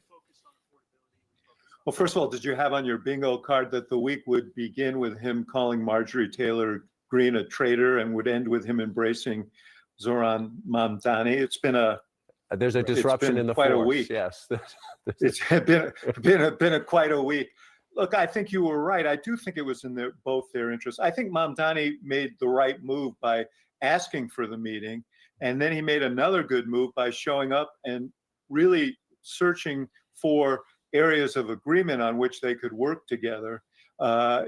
Guys, I will read the super chats after this one video. Yeah, he can be a very charming guy. The New Yorkers discovered that, and I think he brought that with him. But he also, I thought brilliantly, for example, focusing on dealing with overburdensome housing regulations in New York so that you could build housing more quickly. That was going to be an idea.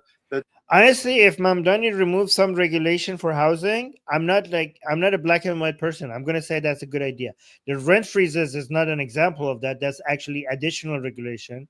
But anytime you remove regulation, I'm going to come and praise whoever has done it, even if it's Mamdani. I don't think he's going to do it, though. Donald Trump would embrace, saying, yeah, we do want to get violent people out of our city, and there are 170 laws that on which we can work together with you on these immigration issues, but we don't want innocent people being harassed. Guys, we have so much in common. We want violent people out. We don't want innocent people to be harassed. We have so much. I believe good things are good. Do you believe good things are good? You too? Wow. What about this? What about this? I think bad things are bad. You too? Oh my God, we're basically the same person. Oh my God. He came with a strategy, and he understood Trump's psychology, and the combination of deference and understanding that psychology produced the result you saw. So, Christine, how do you build on it is the challenge for the new mayor. He needs help from the governor and the legislature, the assembly here in New York, but he also does need help from the president. The president had said if Mamdani won, he'd withhold billions to build the tunnel, for example, a tunnel New York needs. How do you take all these good words, the tapping, the backslapping, and what would your strategy be? What your advice to the mayor-elect be to say, now turn it into substance, turn it into money, turn it into support and cooperation, not fighting? Well, look, he needs to continue to reach out to President Trump. President Trump likes when people call him for advice. He likes to get phone calls from people. He needs to use him as a sounding board, someone he seems to be getting advice from. And look, I'm not at all surprised. So this is what Mamdani should do. And I think he's the perfect person to do this, unfortunately. Okay. He needs to now go, like in New York, he needs to talk about Trump in a way that his supporters will feel like that was a strong position against Trump. And at the same time, when Trump hears that, he thinks that he was being praised by him. And I think Mamdani has the skills to say the exact right words that sounds like an attack against Trump by his followers and would sound like a praise of Trump to Trump. That's what he needs to do. That this meeting went well at all. Donald Trump is a New Yorker, and it is in his interest to see the city that helped him make his fortunes succeed. He also is always very impressed by people who do well, who can command a moment. And certainly Mamdani has done that beyond anybody's expectations of what he could do. He's a political outsider. Trump was a political outsider. I think he has a lot of respect for that. And I think today's meeting was handled by both of them brilliantly. And it really creates a foundation where the mayor-elect can go back to the president and say, hey, when we talked about housing, I need this. When we talked about the price of groceries, I need this. When we talked about X, I need Y. And I think Mamdani, who is amazingly charming, is going to be smart and strategic and continue to call on the president. Well, wow for the city of New York and its challenges if they can actually have a productive relationship. But sure, Michael, we're watching those pictures and listening to the president's words. And then he adds more tonight on Truth Social about rational guy, liked it, happy to meet him, proud to meet him. What happened to the Republican strategy of this guy is a socialist, the entire Democratic Party is socialist, don't vote for the socialists in 2026? Did Donald Trump just blow that up? I look at this a little differently. Yeah, like how are you going to, how as a MAGA Republican, are you going to go out there and campaign for yourself by saying the other guy's a socialist, don't vote for him anymore? When your people are going to be like, but Trump just praised and made love with the most socialist of them all. Like, are we supposed to hate? You're telling me not to vote for that person because he's a socialist, while our leader, or the most MAGA of them all, Trump, just basically made love in front of all of us to the most socialist person in America right now? So what? I don't know, most socialist politician in America. John, I have to be honest. Look, it's going to make things more complicated for Elise Stefanik, who's running for governor in the state of New York. But what I think, basically what Trump did, Trump has just normalized socialism in America. That's what Trump did. This has been the biggest ad campaign for socialism in America. Complicated for Elise Stefanik, who's running for governor in the state of New York.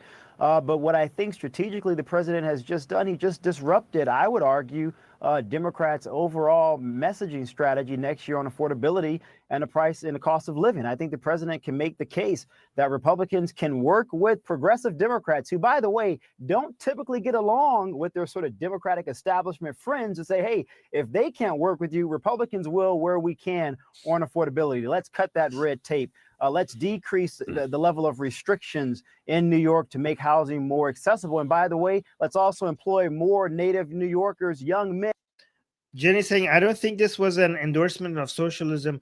I didn't say Trump endorsed socialism. I said this is the effect of it. So in effect, it will turn out that way. Even if Trump obviously Trump is not in favor of socialism. He's not. But by doing him, he just normalized it. And to build those houses. So the strategy doesn't go away. The strategy changes, John, in that 2.5 weeks ago, we got our butts kicked by Democrats at the local level. We lost 2 states. Mamdani got elected. The American people made it clear. We elected Republicans on the guise that you would deliver on affordability and the cost of living. We haven't necessarily delivered. So what did the president do? Smartly and wisely, in my opinion, he's adjusting, he's pivoting, and the entire Republican Party should get behind the president to tackle. Yeah, pivoting towards being pro-social. The entire Republican Party should now pivot with Trump in not being anti-socialist politicians, apparently. The demands for the American people. If we do so, I think we can maintain that very unique coalition that gave. Jenny saying, I disagree, Armin, but time will tell. Well, the thing is, Jenny, the thing is that time actually might work in a way that you will come and tell me, I told you so, Armin, because Trump is unpredictable. Tomorrow, Mamdani might say something that pisses off Trump, and they're going to go attack each other again, right? And then if that happens, you're gonna come here in the chat and you're gonna tell me like, I told you this was all an act, okay? And I'm gonna say that this was not an act. This is just Trump changing his opinion on somebody when he doesn't like what he hears. But then we're gonna disagree on that. People, if we do so, I think we can maintain that very unique coalition that gave us that majority last November. We'll see if you're right, but a whole lot of ads planned by Republican ad makers just hit the cutting room floor.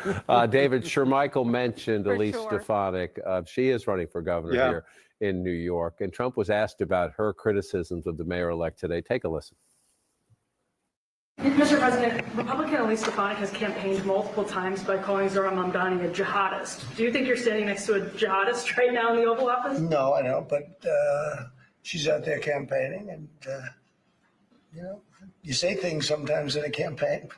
Isn't that sort of She's a very capable person. See, sorry guys, somebody in the chat saying, as a socialist, I am now a Trump supporter. See, that makes actually a lot of sense to me. You know, you say things sometimes in a campaign.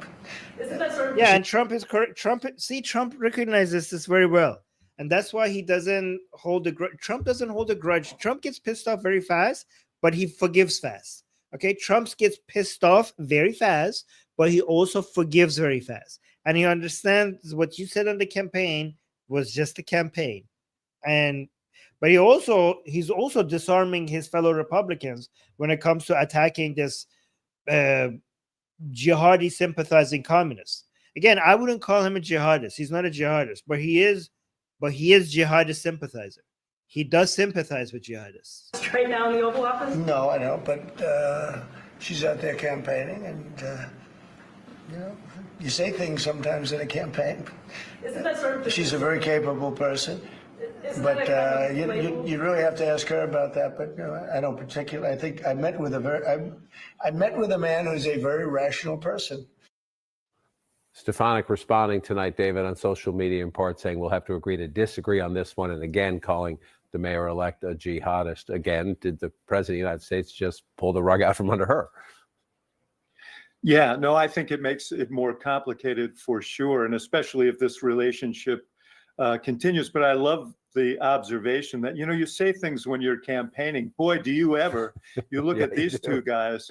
You know, I remember, you remember Mario Cuomo used to say you campaign in poetry and govern in prose, but really these days, apparently you campaign in battery and govern in prose. They beat the hell out of each other, but they both have an incentive, as you said at the beginning, to work together. And I just want to second what Christine said. You could see Donald Trump looking at Mamdani as he did and saying, the guy's got moves. The guy is good. And, you know, he's always been sort of the producer in chief, not just the commander in chief. He is the casting director, and he always comments on how people do on TV and how people perform. Well, Mamdani's a good performer. And as Christine said, another guy who came from the outside and humbled the establishment. And I think Trump respects that. Wait, hold on. Let me actually watch this one. Help him. Wait. There's another one. I want to see what the more leftist media is saying about all of this. 1 second. What is this one? Not that. Let me see. Is this the one? Or give me a second. Yes. 1 second. I had a good one that I wanted to show you guys. There we go. MS now. No, not that one. You count.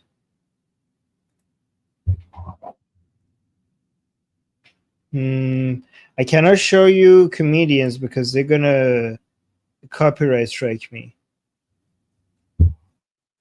1 second. And then after that, I will read the super chats. There we go. Found it. This is the one I want to show you guys. Hold on. Now I've seen everything. Hi. Okay. Hi again, everybody. You've been watching Donald Trump fall in love with New York City's mayor-elect Zohran Mamdani in the Oval Office. Fall in love. Did you hear that, guys? Not my words, her words. Listen, she said, now I've seen everything. Donald Trump fell in love with Mamdani. Watch this. Now I've seen everything. Hi again, everybody. You've been watching Donald Trump fall in love with New York City's Mayor-elect Zohran Mamdani in the Oval Office after a meeting with high stakes for the country's largest city. The two men have So it's like, what is love? Baby, don't hurt. before just now lobbed vicious verbal attacks at one another frequently. Mamdani, in his victory speech earlier this month, told Trump, quote, "To get to any of us, you will have to get through all of us."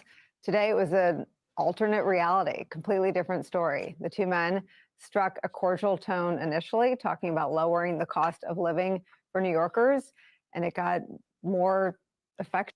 Romantic. It got more and more romantic, and they almost kissed. Lowering the cost of living for New Yorkers, and it got more affectionate on Trump's part, at least, as it went on. When pressed by journalists on whether he had called Donald Trump a fascist, Mamdani said yes, he did. Trump, for his part, who was sitting next to him, said, "Go ahead, you can answer the question. It's okay." No, he didn't say you can answer the question. He said, go on, you could call me a fascist. For his part, who was sitting next to him, said, "Go ahead, you can answer the question. It's okay." This extraordinary meeting is where we start today. With me at the table, host of Politics Nation, president of the National Action Network, the Reverend Al Sharpton's here. He spoke with. It's just call him. He calls him a fascist. That's just their love language, okay? He calls him a communist. He calls him a fascist. Like, am I a bad fascist? Or I don't know. I think that's just their bedroom talk. The mayor-elect ahead of this meeting yesterday. We can ask him exactly what he told him to drop into Donald Trump's Diet Coke. Also joining us, the host of Fast Politics, New York Times contributing opinion writer and political analyst Molly Jong-Fast is here. Also joining us, Puck News senior political columnist, MS Now National Affairs analyst John Heilman is here. Rev, what was the plan and what do you think? Well, I talked to the mayor-elect last night. He called me and I told him that I've dealt with Donald Trump 40 years. He will either be very cordial and charming and may attack you. Yeah, by the way, somebody in the chat saying we're getting closer to rejecting Israel today than yesterday. I mean, I mean, I know this person is probably anti-Israeli, but think about what this means for Israel. Like, think about how Israelis would look at this. Mamdani is a person who wants to arrest Netanyahu. He sympathizes with the so-called Palestinian cause. He supports terrorists. He doesn't even believe Israel should be a country. And now Trump is showing so much, like, basically loving him in front of the whole world to see. Like, that is concerning about the future of, I don't know, America, U.S.-Israel relationship. You on Truth Social before you get out of the grounds of the White House, or he may use it as a confrontation, that you should keep your eye on what it is you're trying to do in terms of affordability, in terms of representing segments of New York that have been neglected, and don't bite the bait. Because I think that it's clear that Donald Trump will go either way that he thinks is to his advantage. I mean, we just sat here and saw him, in effect, attack his future gubernatorial candidate's characterization of Mamdani. That's going to be one of the headlines. Trump says he's not a jihadist. I mean, there'll be many. Fox News covers three things with Trump down at 33%. They cover crime in America's cities. Right. They cover really two things. They cover immigration, but that's pretty unpopular right now too. And they cover this line, this lie, this smear that New York's mayor-elect is a jihadist. What are they going to? He's a jihadi sympathizer. That's accurate. He might not be a jihadist, but he is a jihadi, and that's not a smear. That's not a lie. He is a jihadi sympathizer. I do now. They're either going to have to attack Donald Trump or find a new script. And I think he did a lot of things in he being President Trump that was interesting. How New York had gone down. Well, I thought he said under Eric Adams everything was fine, and that he and Eric were working together. He threw everybody in front of the bus. But again, Zohran Mamdani is not off the grounds yet. Don't think that Donald Trump dates. He does not get married politically. And they had a good date. That does not mean this is a political marriage.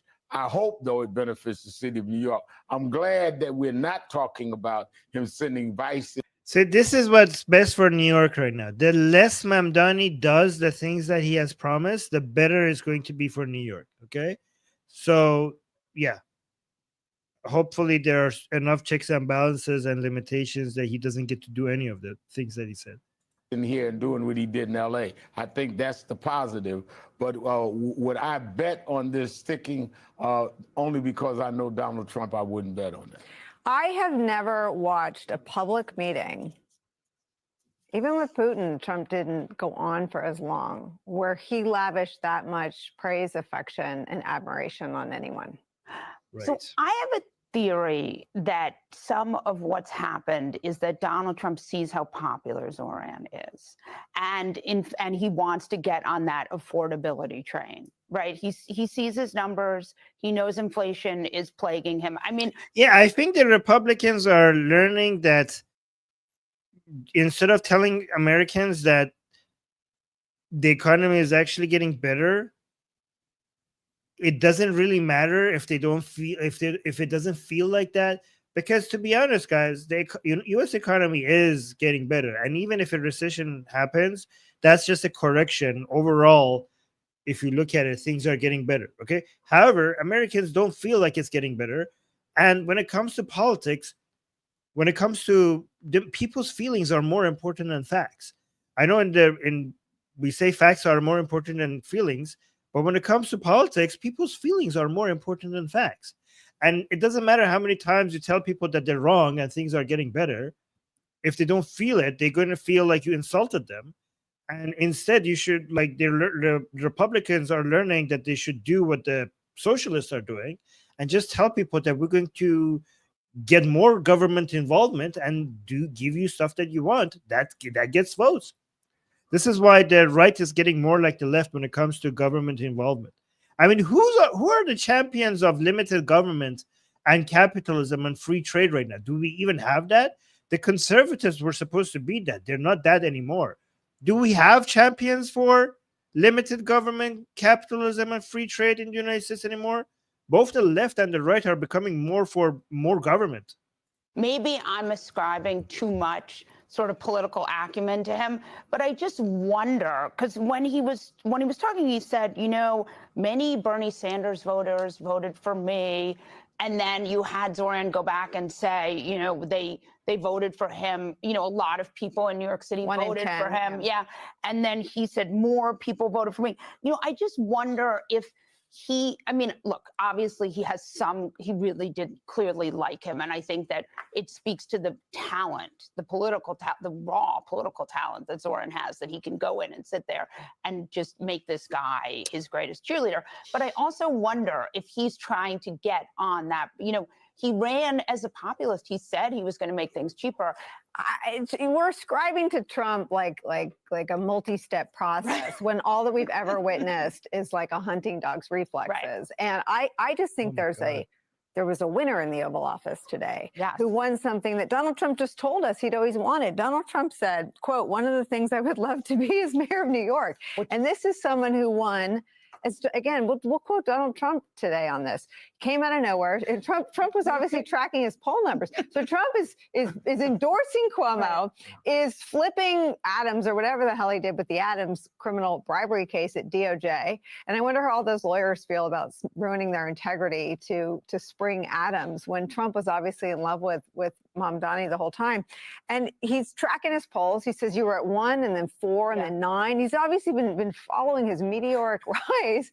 And the guy is sitting there saying, you can call me a fascist or a despot. You just answer the question. I mean, I've never seen him sort of care for his children, his vice president, or his cabinet's credibility the way he seemed committed to honoring Mamdani's credibility. No, I've never seen him do that before.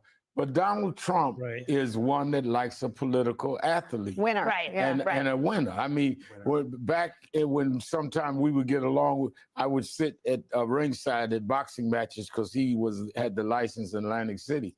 He would go in rooting for one boxer, and if another guy got ahead in the third round, he was rooting for him. He's going to walk out of the place with the winner. And Should like JD Vance get some moving boxes? Exactly. But I think what is critical here, let's not forget, is that Trump changed a position on Mamdani. Mamdani did not change what he was saying he wanted to do in the city. Bullshit. He toned down everything. He pivoted on everything. He softened his tone on everything. And I think what a lot of us were looking for is whether Dude, like he said he wants to tax white areas more, and then he pretended that this was not a bad race. He told that he's going to enforce international law in New York. And then they asked him about that. It was like, oh, I just want to be more consistent. I think it's a good thing it's a good thing to be consistent. Like, because he knows that he cannot do that. They asked him about if he considers America to be taking part in a genocide in Gaza. And then he said, like, well, I just want the concerns of New Yorkers to be communicated with the president about this issue. So, yeah, no. He wanted to do in the city. And I think what a lot of us were looking for is whether Mamdani, even when they asked questions, well, what are you saying about Trump? He said people voted for affordability. Some of them voted for Trump. You did not see Mamdani become the guy that changed at all. his script at all. It was all Trump. And so I could say, from having talked to Mamdani several times, including last night, that he held the line on what he said. It's Donald Trump that changed the script. See, this is them pretending that they were not fooled by Mamdani. Okay? This is basically coping on both sides. Both the Trump side and the Mamdani side, people are coping. You were played. You were fooled. He promised you everything, and he's going to deliver on not much of it, I hope. And he did so rightfully. He ought to be working with the mayor of New York. He ought to be talking like this. I just don't know how long it will last. But I think that Zohran Mamdani did not change anything other than he was cordial to a man who had called him everything but a child of God. And he had no reason to confront him because Donald Trump said, no, he's not a jihadist. No, he's going to do great things. No, he's going to be a great mayor. This is a guy who said, let's vote to save the city, to vote for somebody else. For people who say Trump played Mamdani, explain to me if Mamdani fucks up, then Trump came out and said that he's going to do so great. And people are going to be like, but you promised us that he's going to do great. How is that, like, how is that going to work out when it comes to playing Mamdani? Hi. I'll tell you a little. I just have to say, I've covered Donald Trump for 9 years. Yeah. This might be one of my favorite live Trump events I've ever covered. One of the greatest I gotta say, just to think back on over the course of our week, if I had asked you all a week ago what was more likely, that Donald Trump would capitulate on the Epstein files and would urge everyone to vote for the discharge petition, and that Marjorie Taylor Greene, Lauren Boebert would stand up to all those things, you would have said, oh, that's pretty unlikely, John. Right. What's less likely, that or this Mamdani? You would have been a stumper. You know, that Trump would end up having a love fest with. Yeah, guys, like Trump is anti-Marjorie Taylor Greene and pro-Mamdani. Did you guys saw this coming? Did anybody saw this coming? Like, if you looked at U.S. politics a year ago and somebody told you that this is what's going to happen? Yeah. Like with Mamdani, you'll be like, oh my God, I don't know which one of those is like. I often tell the story of my first encounter with Trump when he decided to run for Trump. And I've been fighting on Twitter for years and years and years. He decided to run for president. The day after he announced for president, I was at Trump Tower. I came back, we covered it on live television. I tweeted out a thing that said, everybody who thinks that Donald Trump can't win the Republican nomination, you should think twice, because the Republican Party is becoming more racist, more xenophobic, more populist, more this, more that. Trump tweeted back at Jay Heil is finally starting to understand Donald Trump. And I really was like, oh, he's binary. Like at that moment, there were all these political reporters and correspondents and analysts saying he can't win. And it didn't matter why I said. I could have said. You said he could win because people are becoming as racist as but he it is. didn't matter. If I had said the whole country is secretly in the Ku Klux Klan, that's why he could win, he would have been like, thank you for saying that. Yeah. Because winner, loser. That's right. Your thing That's at the binary at any moment, there's you're with me or against me. You think I can win at that, winner. Yeah. Zohran Mamdani, in 2024, Donald Trump was on the presidential ballot here because he ran for president, right? In New York City, he won 786,000 votes. In a presidential election year, 786,000 votes. Zohran Mamdani won more than 1 million votes the other day. That, in Donald Trump's mind, is a very simple scorecard. Right. That guy, he looks like that guy goes, he's a winner. He's a winner. And I don't think any of it guarantees anything because you will recall after the election in 2016, he sat there in the Oval Office with Barack Obama. Yeah. They didn't have a love fest like this, but it was cordial. And Trump came out afterwards and said he really liked Obama. He thought Obama was really good. He said all kinds of nice things about Obama. Not like this because he was just coming in, but they had a very cordial meeting. And now, as you know, Donald Trump has been trying to investigate Barack Obama ever since. Right. 2 months from now, we could be in a totally different place. But right now, Trump is feeling like weak and like a loser. Zohran Mamdani is a winner, and he wants to be in that. I was about to say, I agree with you. 2 days, 2 months, 2 weeks, who knows? None of it means anything except for today. But today, Donald Trump is on his heels this week, and Zohran Mamdani is on the opposite of where your heels are, on his toes. He's like, I just want to sit here and like bask around in the warm glow of winter right now because he's probably feeling not very winnerish at the moment. Anyways. Let me actually read hold on, let's actually put these two lovebirds on the screen while we read the super chats. So, Dictator just said, some clown in the chat said you are funded by Israelis, so I've decided to donate some shekels just to annoy them. Thank you so much. Super chats from Israel is my favorite. I like to always say that I'm funded by Zionists, and super chats from Israel always gives me the excuse to say that. So thank you so much for that. And then see, what is this? ASU? I don't know what this means. Thank you so much, Lord Bog. It's saying some media are too much about themselves. I don't know what that first part is. Mamdani, thank you for another. Oh, you give us 4 super chats. Thank you. Saying Mamdani spread lies about East Ghouta 2013. Okay, I don't know what that is about. Number one of Mamdani's rabbis. I don't know what this is about. Abi Stein met with Pezeshkian. Okay. Oh, Abi Stein met with Pezeshkian. I don't know what that is about, but thank you for the super chat. And then another one. The last thing Egyptians needed was a well-meaning foreigner's assistant. Bodwin Orient 2013 on volunteering to stop assault against women.